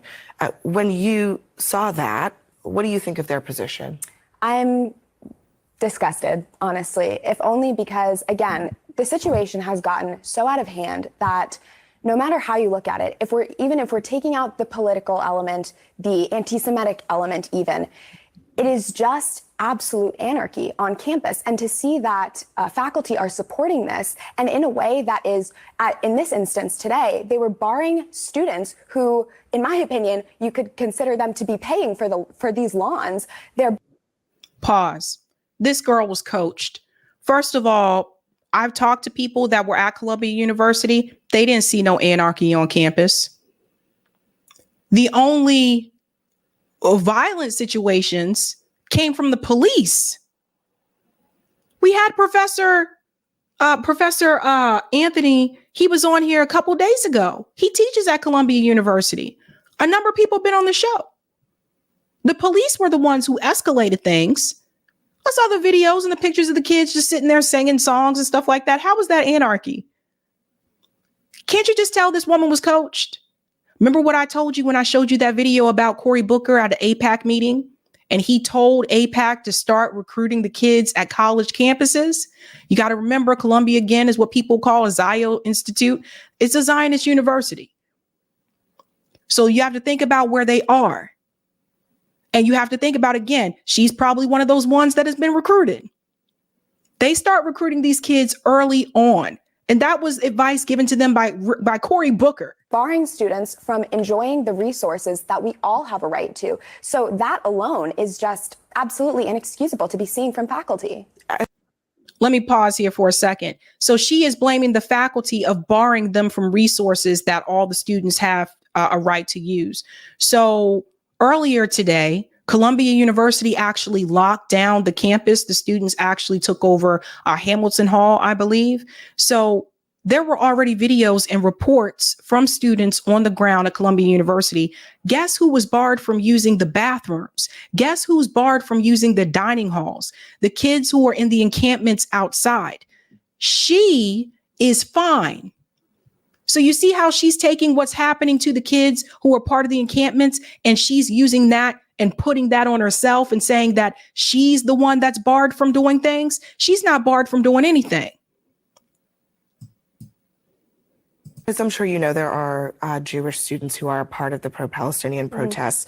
You've compared them to Blacks for Trump, Gays for Trump. Absolutely. It's fair? Yeah, of course it's fair. I mean, I say take them as seriously as we all take Blacks for Trump and gays for Trump. And I think it's absolutely a fair comparison. It's the same tokenization that we're seeing. And in terms of our perception of them, that's absolutely how seriously we should take them. So you hear what she's saying? She's saying that the Jewish students and other Jewish protesters who are protesting for the Palestinian people, she's calling them the same as Blacks for Trump. She said that they're being tokenized. Honey, you being tokenized by being on this show. Why do you think they reached out to you? Why do you think they brought you on? You think they just brought you on because you're smart and you go to Columbia? There were a number of people that they could have brought onto the show, honey. There are a number of people that they could have reached out to bring onto the show, but they just happen to choose you because you fit the stereotype of what they want to push. You fit all the identities, and you're at Columbia. That's why you're there. You're the token. See, you really can't sit up there and call someone else a token at this point, okay? Think about that for a second. I don't see too many of them that look like you that's out there protesting for Israel. So there's that.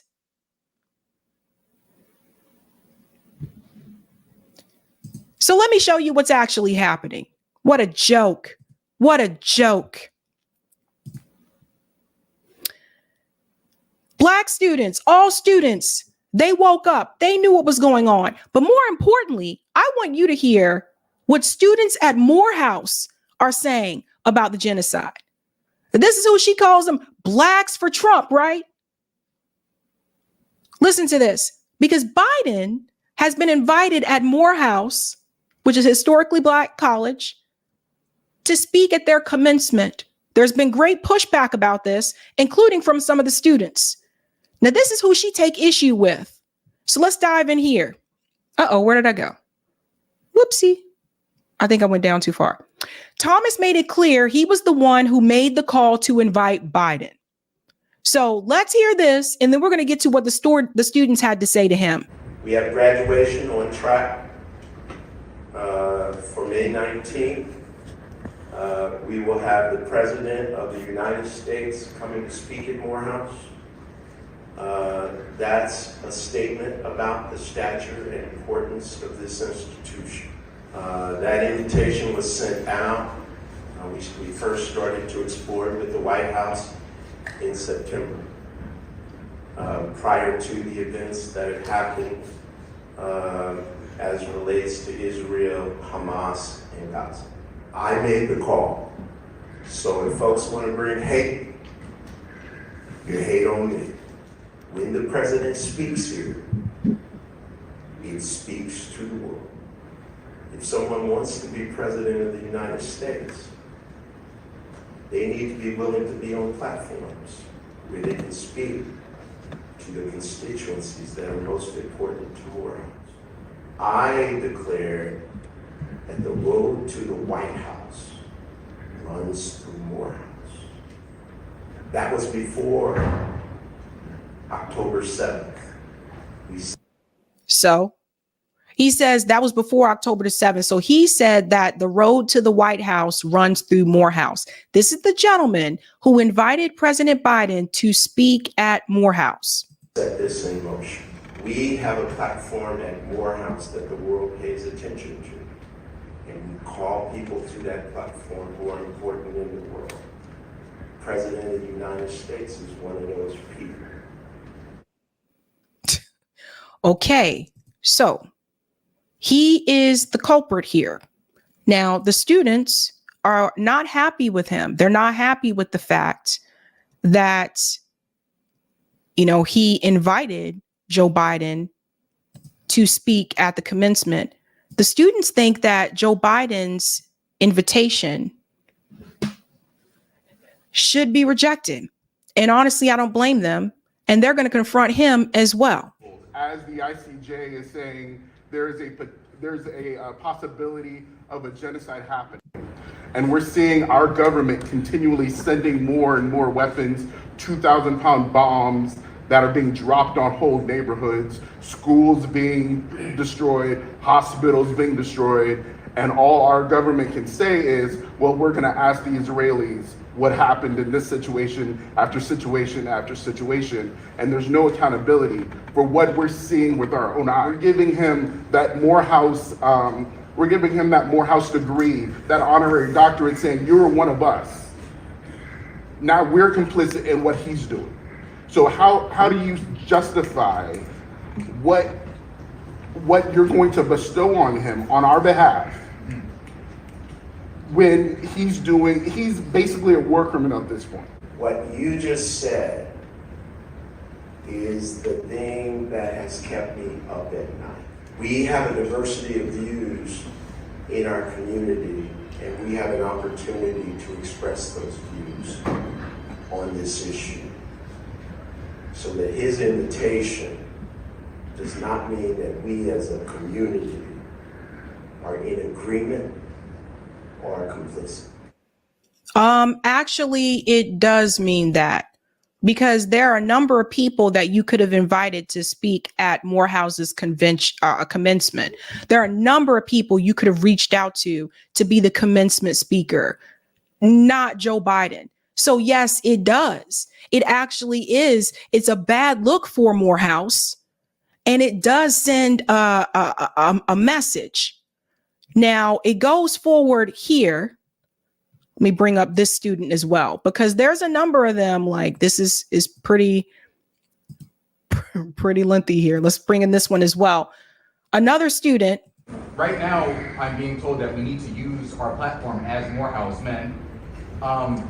Why are we using it to support someone who hasn't been supporting Palestine and Gaza and things like that? How are we being global cosmopolitan citizens? What precedent does that set for freshmen? There's a possibility. Okay, we saw this part, but that's a good point, what he said there about using your platform. We saw his speech, but then there's this guy right about here. Destroyed. You condemn what's happening, man.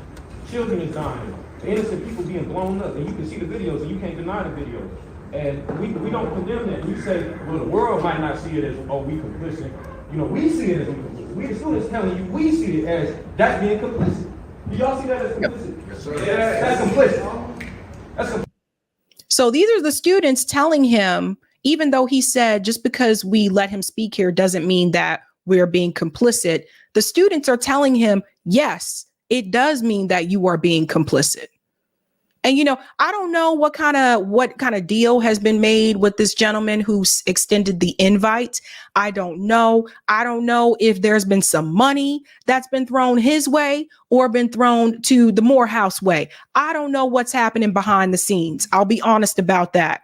But to me, it's a real simple move. Just because you extended an invitation doesn't mean you got to keep the invitation, okay? You can easily contact the Biden administration and let them know we changed our mind. We're going to go with someone else. It's a historically black college. Why does Biden have to be the commencement speaker? The same guy who said he didn't want his kids to grow up in a racial jungle. You just had to have him be the commencement speaker? Listen, in genocide, do you think it's a genocide or not? Let me just ask a question everybody wants to hear. Do you think it's a genocide or do you not think it's a genocide what's happening in the Gaza? Simple yes or no. That's all I want. Yes or no. Is it a genocide or not? Of your personal, professional opinion, as an educator, as a man in this country, what do you think?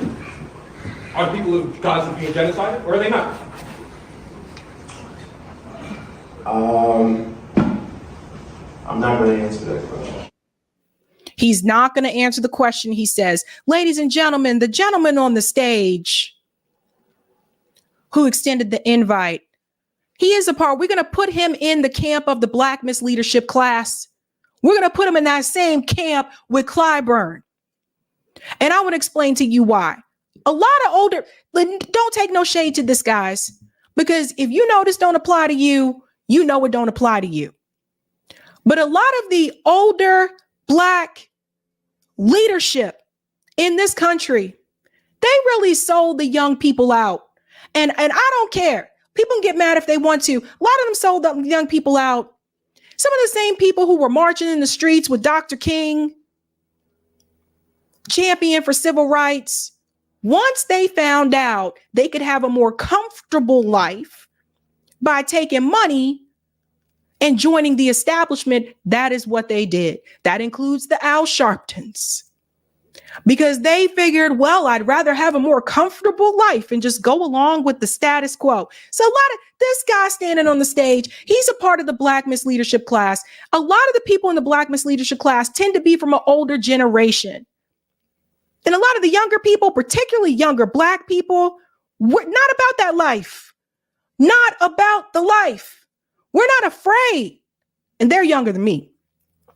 So take it as you may. Particularly that Gen Z group, they're not afraid. Because let me keep it real. While a lot of the older people, older Black people, yes, you went through civil rights. Yes, you had your struggles. And a lot of you paved the way for the things that we have today. And I greatly appreciate that. That being said, some of you got your houses, you got some money, and you got comfortable, and you decided not to fight. You decided it's just easier to go along with the establishment. That's what he did, folks. Joe Biden ain't got to speak at your school. You mean to tell me? And this is Morehouse. Morehouse is in Atlanta. In Atlanta. You know how many notable people live in the Atlanta area? You couldn't have brought anybody else. Give me a break. So these people, they sold out. They're the ones that's still going out voting for the Democratic Party because they have nothing to lose. They ain't got to worry about climate change. Most of them won't be alive when the Gen Z kids have to deal with it. They don't have to worry about the economy as much, especially if they already getting Social Security and Medicare.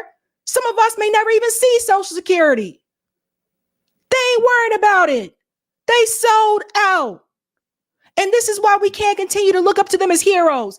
My heroes, in reference to revolution and fighting for people in this country, are dead. I want to say this again. My heroes, in reference to fighting for revolution and radical change in this country, are not alive. Fred Hampton is gone. Malcolm X is gone. MLK is gone. My hero is not an Oprah Winfrey, a Jim Clyburn. So there's a big difference between the generations here. And for him to stand there like a coward. Well, I said that the road to the White House goes through Morehouse. Even if the president of the United States is funding a genocide?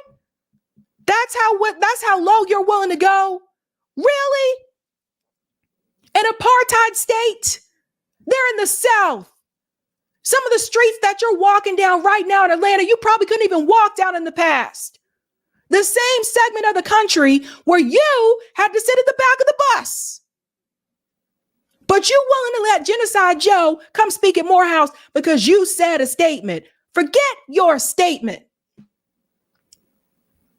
This is exactly why we do not get more than what we can.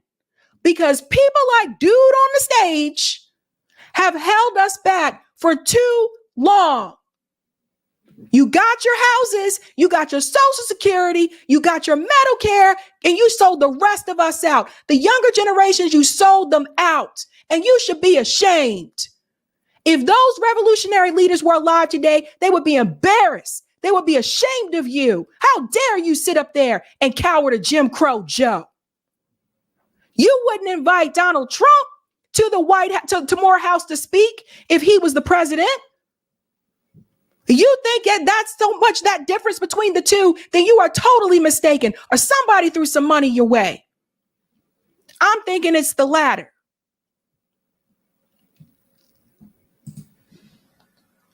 But there's more. Columbia University, that you'll see as well. Check this out. Columbia has completely shut down access to the campus to try to starve the encampment. Does this sound familiar, folks?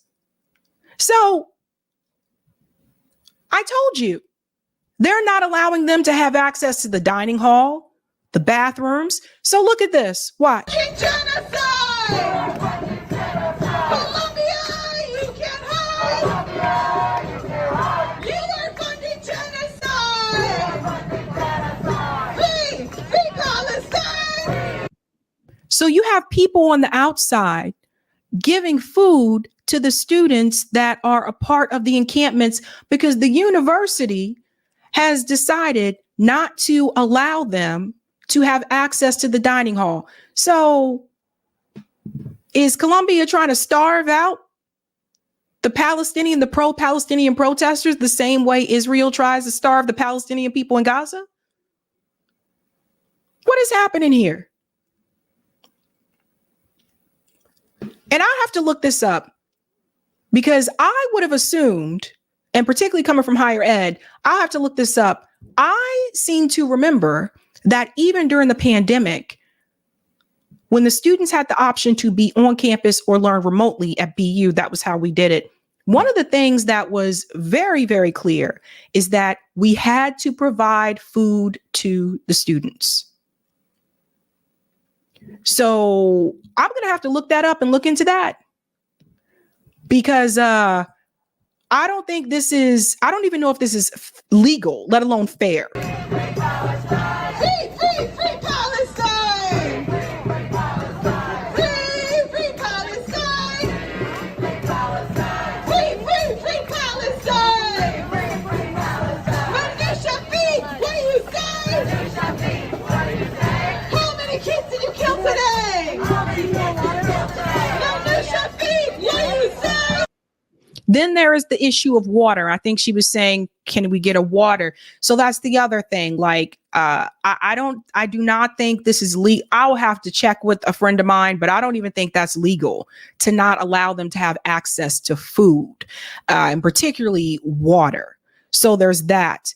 And then there's the issue with Northeastern University. Now, I went to grad school at Northeastern University. I'm very upset with Northeastern, and I particularly made my voice heard about this on campus. Northeastern University arrested all of the students that were protesting in support of Palestine that were part of the encampments because it was actually a pro-Israel protester that yelled that phrase, you know, X off the Jewish people or whatever. But they didn't arrest that person. When they contacted the police, they told the police to take care of the encampments, but that chant did not come from them. So those students were arrested. And Northeastern, I'm going to check again. When I checked earlier, they still haven't corrected their statement. Well, here are some of the students that were arrested. And Tori Bedford, she's actually a local reporter here. She says a Northeastern student, Kyler Schinkel Staller, was arrested by Boston police days before a sweep of the pro-Palestine encampment, resulting in some 100 additional arrests. I want you to hear what he had to say here, one of the students. On the first day of the encampment, they followed me. They followed me into a nearby academic building, which I entered just to use the bathroom quickly. In the police report, it says that 3 police officers followed me into the building in order to locate me, and they placed me under arrest there, took me out of the side of the academic building so people could not see that I was being arrested, apparently lied to my friends and classmates legal observers about where I was being taken. I was taken to Nashua Street Jail, where they did strip search me and held me there for about 5 to 6 hours. And the thing is, though, although that was a terrible experience for me, it is nothing compared to what Palestinians in Gaza and even in the West Bank and Israel proper are experiencing on a daily basis under occupation, apartheid, and the ruthless genocidal assault that Israel has laid onto all of them. Well said. What a courageous young man there. Now it goes on because I want to give you an update about that situation. Again, they're trying to throw these kids in jail, but it also says the National Lawyers Guild is representing more than 200 Northeastern and Emerson students in court hearings this week and next. Tomorrow, around 30 students will appear in Roxbury District Court for scheduled arraignments, and students are scheduled through May 7th. So just an FYI, the students are smart. They knew to lawyer up, so that's good. But Northeastern University, I am absolutely ashamed. Absolutely ashamed of you. One of the things that Northeastern teaches you is how to think outside the box. They're kind of known for that experiential learning. That's their big thing. And everybody kind of knows that they have a different way of teaching. But it's just interesting because when it comes to this issue with Israel and Gaza, they're not willing to think outside the box. So very embarrassed. Student encampments are continuing. You can see this even in Utah in the House. Students at the University of Utah have staked out a Gaza solidarity encampment. So here are the kids in Utah doing the damn thing. Free Palestine! Free Palestine! Free Palestine! Free Palestine! Free Palestine! Free Palestine!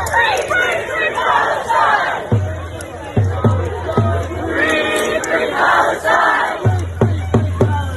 Free Palestine! Free Palestine! Free Palestine! Yeah, so that is the University of Utah as well. So shout out to those kids doing the damn thing. But a protest took place all over the world this weekend. I want you guys to see this as well. Check this out. We have Mexico City, Tokyo, and Milan. And shout out to Breakthrough News for reporting this.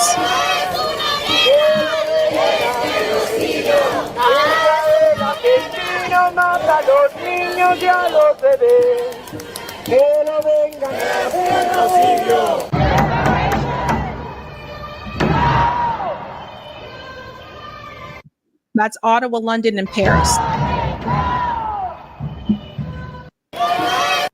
So shout out, it wasn't just, college campuses. That's what I wanted you guys to see. They're still happening all across the world. And I want to, kind of sum this up with this that Katie Halper said here. If we go back to the beginning of the story with the CNN segment and the type of student that they chose to interview about this, Katie Halper said it's interesting that 3 Palestinian students have been shot. 1 Palestinian has been stabbed. Her son stabbed to death. And yet we hear absolutely nothing about Palestinian safety from media or politicians. And that right there, folks, lets you know the narrative is already established by the state. Well said. Smash the like button if you haven't had a chance to do so. If you're new, don't forget to like, sub, and share. Let's go to some of the comments here doing the damn thing. Lots of comments, guys. Blue Moon Red Wine, which is Lucy, says, isn't it too late for this strategy? Interesting. Thank you, Jasmine. Divorcing identity from class was a liberal snake move. Now people like her use identity as a shield to their vile views in politics. Dwayne says, as a person who is Black and Jewish, I can say definitely this woman is full of crap. Dwayne, I figured you would say. Thank you for this as well, Dwayne. Sabby speaks for me. As a person who is Black and Jewish, I can say definitely this woman, Noah Faye, is full of crap. Yeah. And thank you for this as well. Israel sterilizes Black Jews. You know, nobody is mentioning that on mainstream media when they go on to, you know, have these discussions that they sterilize Ethiopian women against their will, right? Alicia says, she said, stop protesting or you are Black. I hope you know what that means. Repercussions. Interesting. LW says, is Finkelstein like a Black Trumper? Is Amy Goodman? ? Good point. The Oracle says those Morehouse grads ought to boycott graduation and hold an alternate ceremony. I would also add to, you know, protest at the ceremony if you're going to go. That's a good point. Thank you. No one important. I think it was an Israeli show that made fun of protesters. To be fair, SNL had a Palestinian host that included Free Palestine in his opening. No, I don't know about the Israeli show, but SNL did make fun of the Palestinian protesters. They did so as well. JB says, Dr. Rua Benjamin's speech at Spelman about Black faces in high places won't save you includes the president of Morehouse. I hope you played that speech, Sabs. I have to find that speech. And thank you. Where is the love? Black folks ain't falling for the BS. The boule and their goofy, groupie followers are going right over a cliff. Good riddance. And thank you, Holistic Radical. This boomer just got back from hanging out with the students at the Free Palestine encampment at JHU in Bmore. Bmore, represent. What's up, Holistic Radical? And the Oracle goes, there's an encampment on the campus of Case Western Reserve University in Cleveland, Ohio. Awesome. Cleveland in the house. Everybody is showing up. Douglas says solidarity with the students. There you go. All right. We're going to our final story tonight, and that is Stephen A. Smith is being called out again, this time by crazy ass Keith Olbermann, excuse me. And I say crazy ass because Keith Olbermann, this guy's crazy. This guy's crazy. So Keith Olbermann is really angry with Stephen A. Smith because he is saying things about Biden that are true, but they are negative things. So I keep calling him Steve. Keith Olbermann has a problem with that. And he had some demands for ESPN in reference to Stephen A. But I want to show you what Stephen A. said. One of the things he said, which I think is part of the reason why Keith Olbermann is really angry with him. Here's one of them. Is it you see it, I see it, the world sees it. That is, Joe Biden is, weak, frail, and cognitively he's out to lunch. Why can't Democrats just admit that simple truth? Well, because he's the candidate, number one, that they deem capable of beating Donald Trump, which he's already proven, whether people want to admit that or not. That's number one. Number two, and more importantly, I'm not going to sit up there and label our president in those derogatory fashions. What I will say is this. I'm not engaging in ageism. I'm not asking for derogatory comments. Do you think he's a cognitive mess? I didn't say you were. Do you think he's a cognitive mess? I'm not going to say he's a cognitive. I'm not going there. What I can say to you is that I think there's an abundance of people who could do better. And I hate the fact that in the year 2023 that we have a bunch of liberal candidates out there that think he's the guy. And I'm like, what the hell is wrong with you? For being straightforward, blunt, truthful, and honest. And you can't speak the obvious that Joe Biden's a cognitive mess.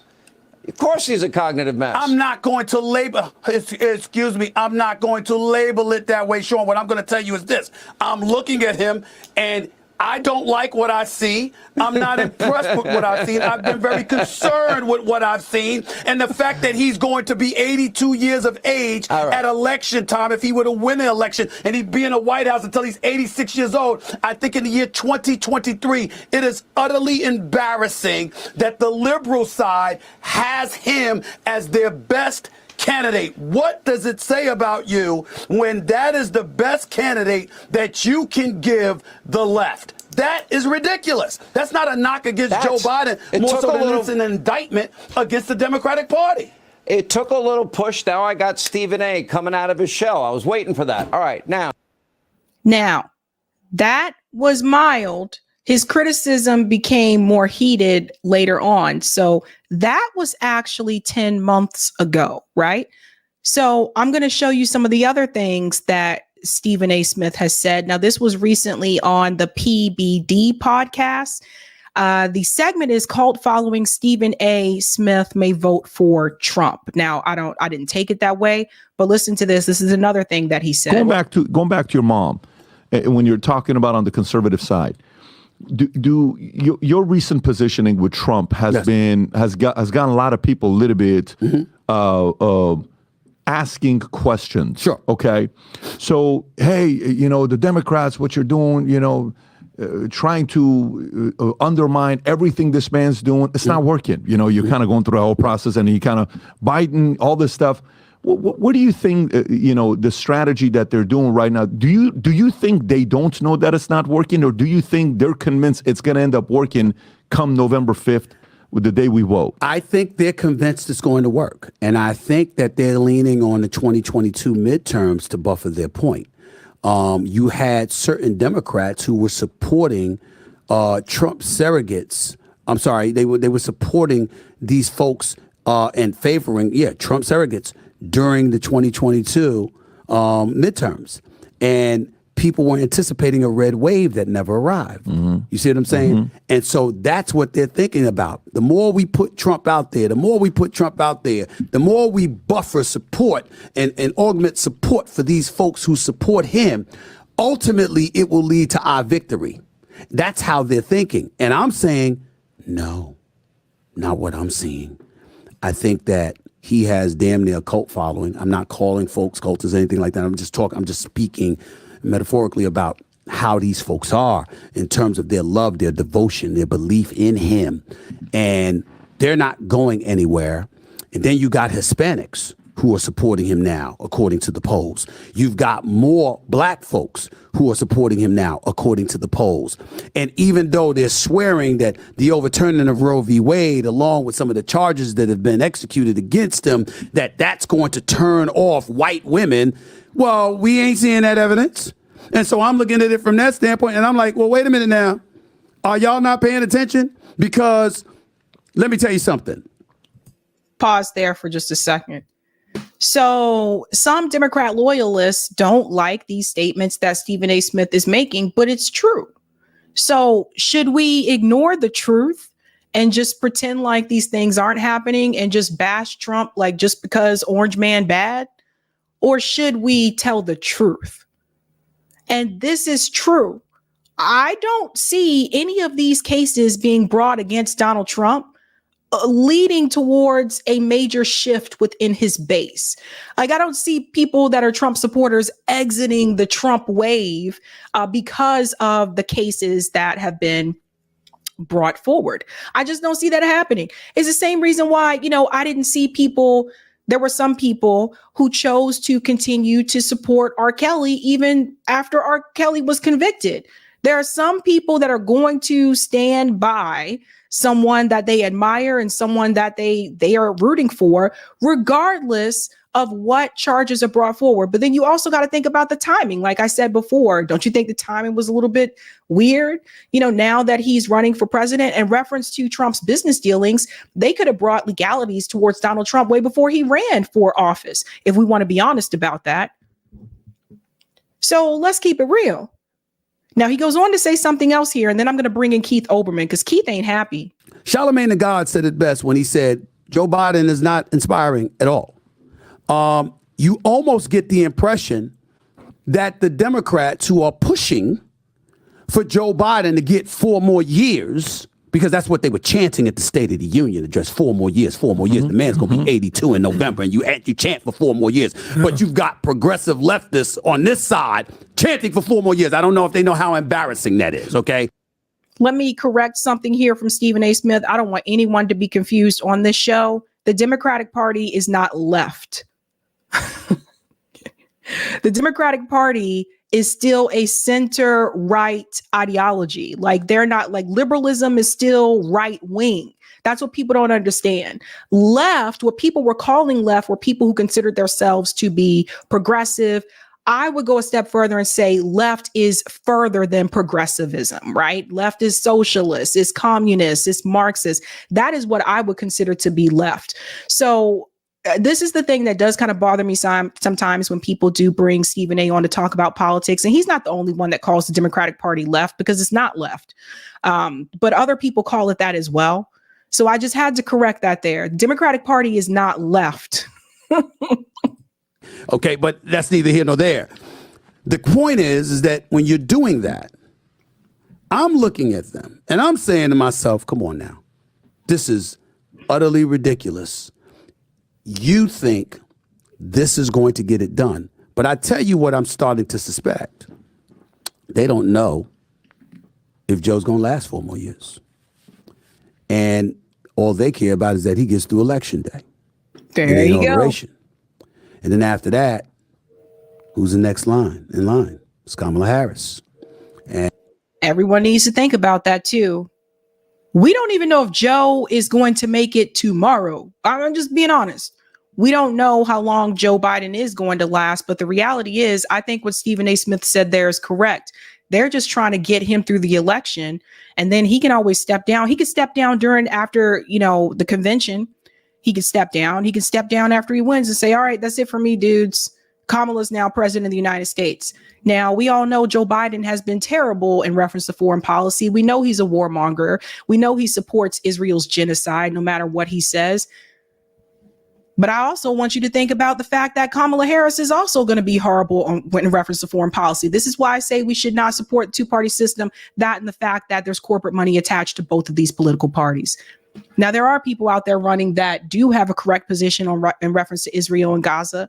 I think our best chance is someone like Jill Stein, because she is going to get more ballot access, and she has the most ballot access right now in the country of the third party and independent candidates. Just the reality. But he's right about that. Kamala's next in line. And I think that's how folks are thinking. But my problem with it is, again, we're capitalists. We like competition. What happened to competing with him and winning? What's all the lawfare about? One charge after another. You got Letitia James and the New York Attorney General in New York. You've got you got the folks in Georgia with Fannie Willis and others. You've got Mar-a-Lago situation. You got we're really, really, really going to have a trial about hush money to a former porn star. That's what we're doing. That's what we're doing now. I'm like, are you kidding me? Now, don't get me wrong. I'm not advocating that anybody should be above the law at any time. What I am saying is, he's the president of the United States, the former president of the United States. You talk to us about Russian collusion. You talk to us about a bevy of things over the years. Man still running. Four indictments, 91 counts, and the man gets more campaign dollars. Climbing in the polls, okay? And last time I checked, he still ain't been in cuffs. He still ain't been put behind bars. And he's the presumptive GOP nominee. You can't stop him. You cannot stop him. And so what's incorrect there about what he said? I mean, this is for all the people that laugh and say, well, I can't believe people would vote for Donald Trump considering he has all these charges against him. I can't believe Donald Trump is beating Joe Biden in the polls considering he has all these charges against him. Well, the question that you should really ask is, how did Joe Biden really screw this up? Number one issue is the economy. I'll let him finish here and then I'll take you to Keith Olbermann. So for me, I find myself ashamed of the Democratic Party for their lack of a competitive fervor. You had since 2016 to come up with somebody else, and you still can't do it. That is pathetic. It is pathetic. And it is no excuse for it whatsoever. It is 2024. In 8 years, you should have been able to find somebody that can compete with this man other than a soon-to-be 82-year-old incumbent. Well, let me ask you this, though. Okay, let's come out of that. We're going to go into what Keith Olbermann said. Regardless, even if they found somebody else, at the end of the day, I mean, they're going to pick someone else that is establishment. They're going to pick someone else that supports the military-industrial complex and that supports Wall Street. That's who the DNC is going to select. The GOP would too. That's who they're going to select. Now, Keith Olbermann is not happy with the statements that Stephen A. Smith has been making. We're not going to read all this. We're just going to take you right to his video here because he actually has some demands. Boy, I tell you, this guy's crazy. Remember, Keith Olbermann actually was a sports commentator, right? So just keep that in mind. Listen to this. Here are the headlines from the Tuesday edition of the Countdown podcast, now live wherever you podcast. ESPN must either silence its top figure, Stephen A. Smith, or fire Stephen A. Smith. Here are the headlines from the Tuesday edition of the Countdown podcast, now live wherever you podcast. ESPN must either silence its top figure, Stephen A. Smith, or fire Stephen A. Smith. Here are the... So, I don't know why I hit backwards again. So, why is Keith Olbermann making demands to ESPN about who they should remove from the network? This is the same guy that went off crazy towards Angel Reese during the basketball game. Remember when Angel Reese was facing Caitlin Clark last year in the championship game or the playoff game for the women's college basketball? Remember that? He went off on her on Twitter and called her all kind of names, and it was just very disrespectful. Actually, matter of fact, now that I think about it, every time someone black pisses off Keith Olbermann always comes in to rage towards black people. It's just something that I've noticed with him, right? So let's try this again. Sorry. Headlines from the Tuesday edition of the Countdown podcast, now live wherever you podcast. ESPN must either silence its top figure, Stephen A. Smith, or fire Stephen A. Smith. Once upon a time, a long time ago, you could be on one television channel talking benignly about good old sports, while you were also on another television channel talking about party politics, partisanship, and even endorsing one presidential candidate over another. A long time ago. I know this because I used to do it a long time ago, like 2010. But this is no longer 2010. So why is ESPN letting Stephen A. Smith go on Fox News and campaign for Donald Trump? So let's pause here for just a second. First of all, let him go on to Fox News. Let him. I think Stephen A. Smith is a grown man and he can decide what platforms he wants to go on to. So there's that. Two, Stephen A. Smith has also been on CNN. He's not just appearing on Fox News. We played some of the CNN clips on the show. So he's been on CNN as well. We just played part where he was on the PBD podcast. I don't know where you consider them to be politically. And also, how is he campaigning for Donald Trump? So you see the exaggeration that comes from Keith Olbermann? Guy's like a walking infomercial or something. I don't know. They either have to silence him or they have to get rid of him. All that plus the news headlines. Did you hear this? Play one back. So this guy is calling for censorship. For Donald Trump. They either have to silence him or they have to get rid of him. So Keith Olbermann is calling for ESPN to censor Stephen A. Smith. And it appears like he wants ESPN to make it so that he cannot appear on any other platforms. That would have to be in the contract. Like, you can't just go up to him and say, I don't want you to appear on any other platforms. That would have to be in Stephen A's contract, which obviously is not if he's appearing on other platforms. So there's that. And then two, so censor him or fire him. I believe Keith used to work for ESPN at one point, I think. Like, it just, like, who is this guy? Like, why do you? I see Kids in the house. Kid from Heartlands Media says Olbermann is a washed fool.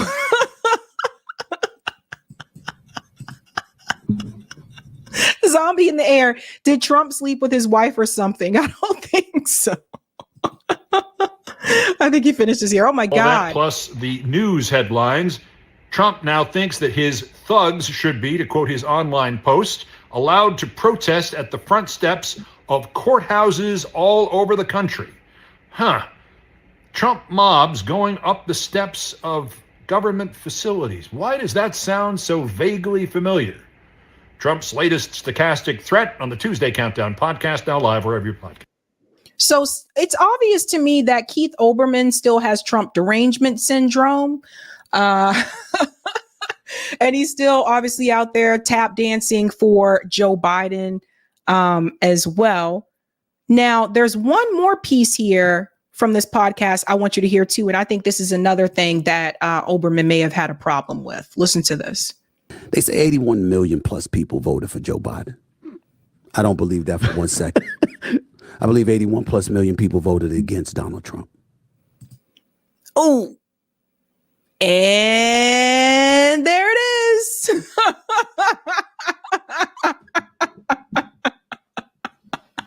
$81 million people voted against Donald Trump. There it is, folks. They didn't want him there. They couldn't take it anymore because he was so unsettling. And that's the difference. Big boy, big rules. A lot of people might feel differently. Yeah. That's where I'm at with it. No, I respect that. And I think a part of why would 81 million people feel that way? Let's go through what is the easiest emotion to manipulate people with. Mm-hmm. What is the easiest emotion? It's very simple. Fear sharpens listening. Yep. If you can sell an entire congregation, you ever gone to a pastor, he gets up and he says, if you don't get baptized today, you're going to hell. And here's what hell looks like. Oh my God, I'm getting baptized right now, right? So they sold Trump as the second coming of the guy from Germany, and many Americans who don't read, who don't follow politics, who live a simple life, these guys are trying to pay their bills. They're trying to watch a game on Sunday, maybe having a barbecue. They're trying to do basically, they don't have time to go read all the stuff that's going on. And they're like, you know what?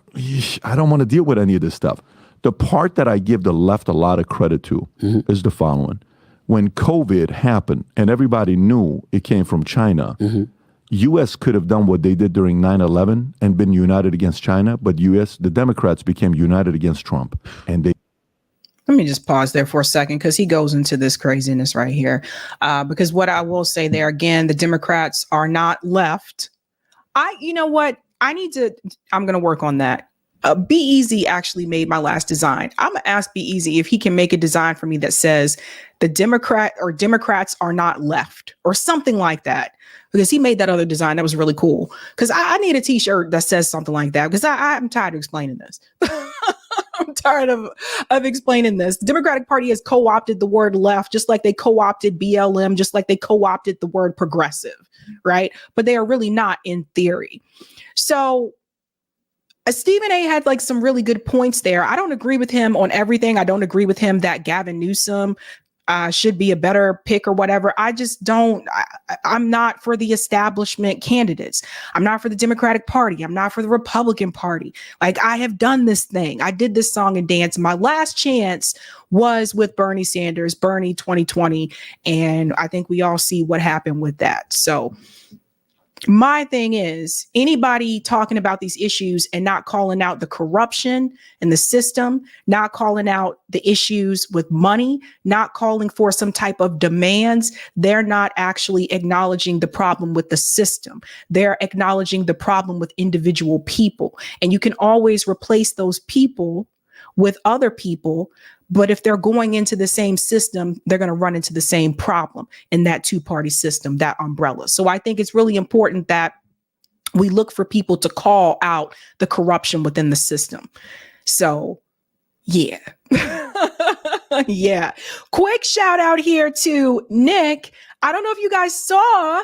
Nick, actually, I think he was going to live stream this, but I think something happened. I have to check. I think something happened with the stream. But I think he's going to try to get the video and upload it on RBN. But Jason Call shared the video. It says Dr. Jill Stein and Socialist MMA on a panel in Lawrence, Kansas right now. So for you guys that are not aware, Nick actually was on a panel with Jill Stein earlier this afternoon. I thought that was pretty based. So this was at, I think, Kansas University or University of Kansas, one of those things. Something like that. I think it's Kansas University. What is that, Bryce? The sound was bad, Sabby. He had to turn his live off. Oh, okay. Yeah, you know what? Sometimes, I don't know, Eric knows about this because we've struggled with this one time before, where depending on where the phone, because I stream on my phone, where the phone is positioned, we've had that issue before, right, Eric? Where we've had the sound issues, and but then sometimes it's been perfectly fine. So I don't know, man. And it's StreamYard too. So StreamYard does not have an app. So when I'm on the ground and I'm trying to stream something through StreamYard, it's really difficult sometimes. Sometimes it's fine, sometimes it's not. It just depends. That's why going forward, I just started recording things. I would just record those videos on the ground and then just upload them because I got tired of running into that issue sometimes. But it depends. And some people have better phones than me. So there's there too.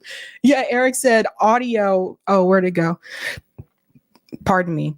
Eric said audio will kick your butt. Yeah, I mean, Eric will tell you when we went to the Assange event in DC, we didn't have sound issues at all. So I don't know. And that was outdoors. So I don't know. It just happens sometimes. But it is what it is. Yeah. So yeah, shout out to Nick, guys. Again, look for that on RBN. I think he's going to try to upload the video soon, but Nick did speak on that panel with Jill. You know, I thought that was really awesome for Nick to be a part of that, doing the damn thing. Nick also spoke at the Worker Strike Back panel in Seattle, Washington as well. So doing the damn thing. I know, Danny, you're going to pay for it. Danny says, Sabby, you need an audio engineer. You're going to pay for it, Danny. Audio engineers, they're expensive, but you're right. You are right. Let's bring up comments here. Rudy says, Keith is an angry old white man. LPA said, didn't them students already pay for the amenities and services? That's a good point, LPA. They did pay for food and everything. B2 Trees, Sabby, thanks for all your great work. To answer your question, I'm flying back from my mom's on Maui. Honestly, we need to fund the community of Lahaina, not the genocide in Gaza. Well, we can do both. We can do both. We have plenty of money. Thank you, Zombie in the Air, puffy bloated dudes. Okay. Thank you. New York Varsity, Stephen A. Smith, a registered independent, is going to say what he wants. He is not that way because he is on TV. He is on TV because he is that way. Thank you. Bad Cookies, Ravina, Denver, it happens. Sabby, I was going to address this. Sabby is getting into the 100K subs range. It's only going to get worse. Sabby will forget all the little guys that were there for her since the start. That's interesting. I do host a call-in after the show where anyone can call in and talk to me. So that's really interesting, Bad Cookies. I'm not sure everybody else is doing that. So obviously I haven't forgotten you. Oz, shout out to Oz, says Olbermann is a sociopath, plain and simple. Guy's crazy. Dana says Olbermann was on MSNBC for years exposing the George Bush administration corruption, but lost his mind after he was fired. Shout out to Jasmine Harrell for the super chat. And shout out to Cool Blue says politics language is the old routine of Republicans as the right and the Democrats are the left. Simplified. No deep thought required. No questions need to be asked. Thank you. Let's take a look at that poll. How did you guys vote? Will Bibi go to jail? Let's check it out, folks. All right, 1,568, 69 votes. Do you believe Netanyahu will be arrested? 22% of you said yes, 62% said no, and 15% said you're not sure. It was closer earlier. Yes and no were actually closer than I thought they would be, but that's interesting. Well. Eric's going to kill me when I say this. Eric, I think I might do Zoom call in. Is that okay? Eric's going to be like, I asked you this earlier and you said you didn't want to. Eric, I think I am going to do call in real quick, you guys. And Eric, if you know how you can pop on real quick, I'll take a quick break. You can pop on. And I know you had that video, I think, that clip from JB. If you want to play that, you can play that. I'll just go ahead and put this up here like this. Oh yeah, here it is from JB. Or if you want to play, if you want to play part of that, you can play it. Yeah, okay. I got it there. It's up to you, Eric, if you want to play it. I'm going to take a quick break, and I think we are going to do a quick call-in. So, based. Right, here we go. All right. Call in though, too late because I am interviewing Professor Miranda tomorrow. It'll be a recorded interview, but I'll be right back. Yeah, yeah, that'll be an interesting video interview. That's with Professor Miranda. Is that professor who's in Tehran, who you've probably seen on some different shows, and just resizing things here, and he's really interesting to hear from, and that'll be a good interview. And it'll probably get posted tomorrow, Wednesday. That'll probably get posted on Thursday. And let's see. Yeah, so that'll be a good interview for that one. Let's look again, at the poll numbers here. We had do you believe Netanyahu will be arrested? I mean, the other interesting question is, will they actually put any kind of will there be like a warrant? I think that's like two different things as well, that he could be there could be a warrant issued, or he could be actually in danger of being arrested, and those are two different things. But we'll see where it goes. I mean, one thing that's really, I don't think he's actually going to be arrested anytime soon. I think there's a small chance they could come out with like a decision that says that he should be arrested, or that he's like under that kind of indictment thing. So I would view a yes on that, a little bit higher. But let's see if I can bring up that video that JB was talking about, because that's a quick little play. And this generally is the time before. Oh, and also we'll be getting you the Zoom link. So don't panic. The Zoom link will be posted. We'll get it out here on YouTube, and I'll get it. I'll make sure it gets out on Rumble as well. And then we'll spin up the Zoom room, and we can hear what you all think as well. But let's see. Let me bring up this thing. Oh yeah, here it is. Let's see. All right. This was the video that JB was talking about, that JB recommended. Let's give a listen. Oops, I could click on the right spot. Of who we are. Yeah, we're going to turn that up. Above all else, I want to encourage you. Audio, like the thing we were talking about. It'll with each other. It'll get you, but we so have you can be dangerous audio together. Boost technology here. All right, look at that. Of who we are. Above all else, I want to encourage you to be careful with each other so you can be dangerous together. Graduating class of 2024, as you complete your studies and navigate new workplaces, professions, cities, and experiences, I want to remind you that Spelman is more than a college.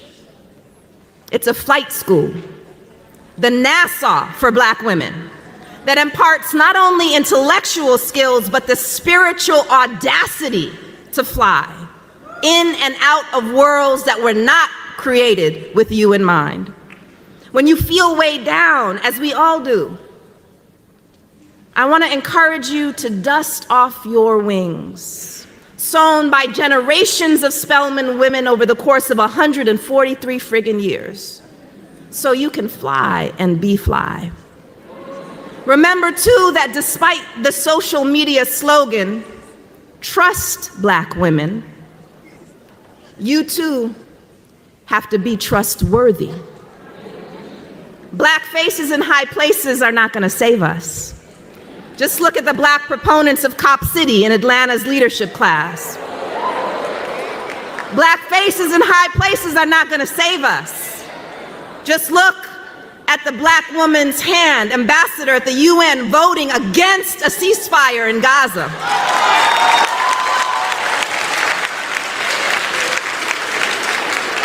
That is, our Blackness and our womanness are not in themselves trustworthy. If we allow ourselves to be conscripted into positions of power that maintain the oppressive status quo, our Blackness and womanness are not themselves trustworthy if we support the occupation of Black neighborhoods with so-called better trained police, or remain silent about the genocide of oppressed peoples around the world funded by our tax dollars.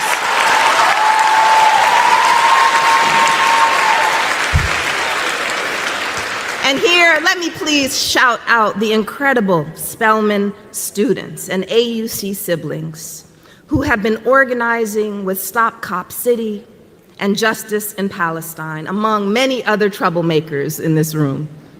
You all remind us that college is not a waiting room to enter the real world, but that you can start transforming that world right here, right now. It goes without saying, but let me just say it anyway. For student activists speaking out courageously for Palestine and Congo and Haiti and to stop Cop City, they should not be threatened with expulsion, loss of scholarships, or have public safety called on them for protesting. Too often, our institutions celebrate student activists after they've graduated, even giving them honorary degrees.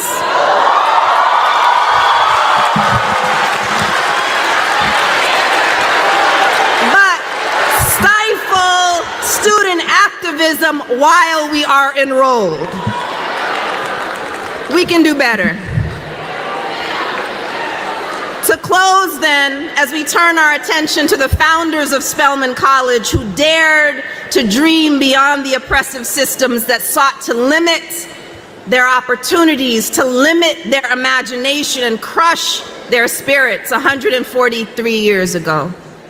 Let's also time travel in the other direction, opening a portal 143 years into the future, to the students and faculty and staff who will gather in Sisters Chapel in the year 2167. We are, after all, their ancestors. So then, what kind of sister ancestors are we going to be?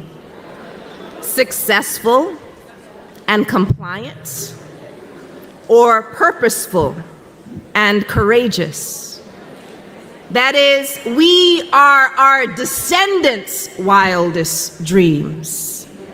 Each of us has the privilege and responsibility of answering that for ourselves, honestly and joyously.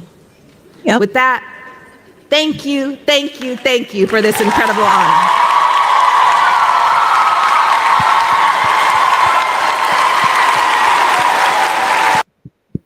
All right. Well said. She did the damn thing. She That's did what the the guy damn at thing. Morehouse should have sounded like, right? Exactly. I think we got another one that just came in. Thank you, Drew. I think you nailed it earlier, Sabs, when you said they are not as oppressed as us. Correct. And did we get this one, Eric? GDNPB. I don't think so. Doesn't Olbermann say he is part Russian and goes around calling people Russian scum? Freak show. Yikes. And thank you, Edward Shore. Maui is to 2024 is what New Orleans was to 2005. I agree. We're going to go ahead and head on into calling, guys. That Zoom link is now pinned to the top of the chat. Those of you who've been with me, you know how we do this. I'm just going to put the passcode up here really quick. But a lot of you told me you didn't need the passcode, but I'm going to put it here anyway. It's also in the chat next to the pinned message there also. So you'll see that as well. But I just put it up here just in case it does ask you for it. And usually what I'll do is just go ahead and open it here while we're in the show, just to make sure people can get in, because it waits for me. So let me start it. I also want to mention that apparently the cops are raiding in Columbia right now. They're hitting that building that the students took over. And there's a live feed. I'll put it in the chat again. We can talk about it in Zoom as well and keep an eye on it. But apparently, I was watching the live feed. They got some truck, like a cop fire truck, and they went in through a window, and looks like they're clearing that building out now. It looks bad. Okay. All right. We can talk about it in Zoom. Eric, I think you have to mute yourself in Zoom really quick because you're coming through. It's okay. All right. Everybody should be muted upon entry. Looks like people are already coming in. Everyone, just make sure you mute yourself. Okay. All right. We're going to go ahead and we'll figure it out in Zoom. All right. We'll see you in we'll there. Figure it out. All right, guys. You know how we do this?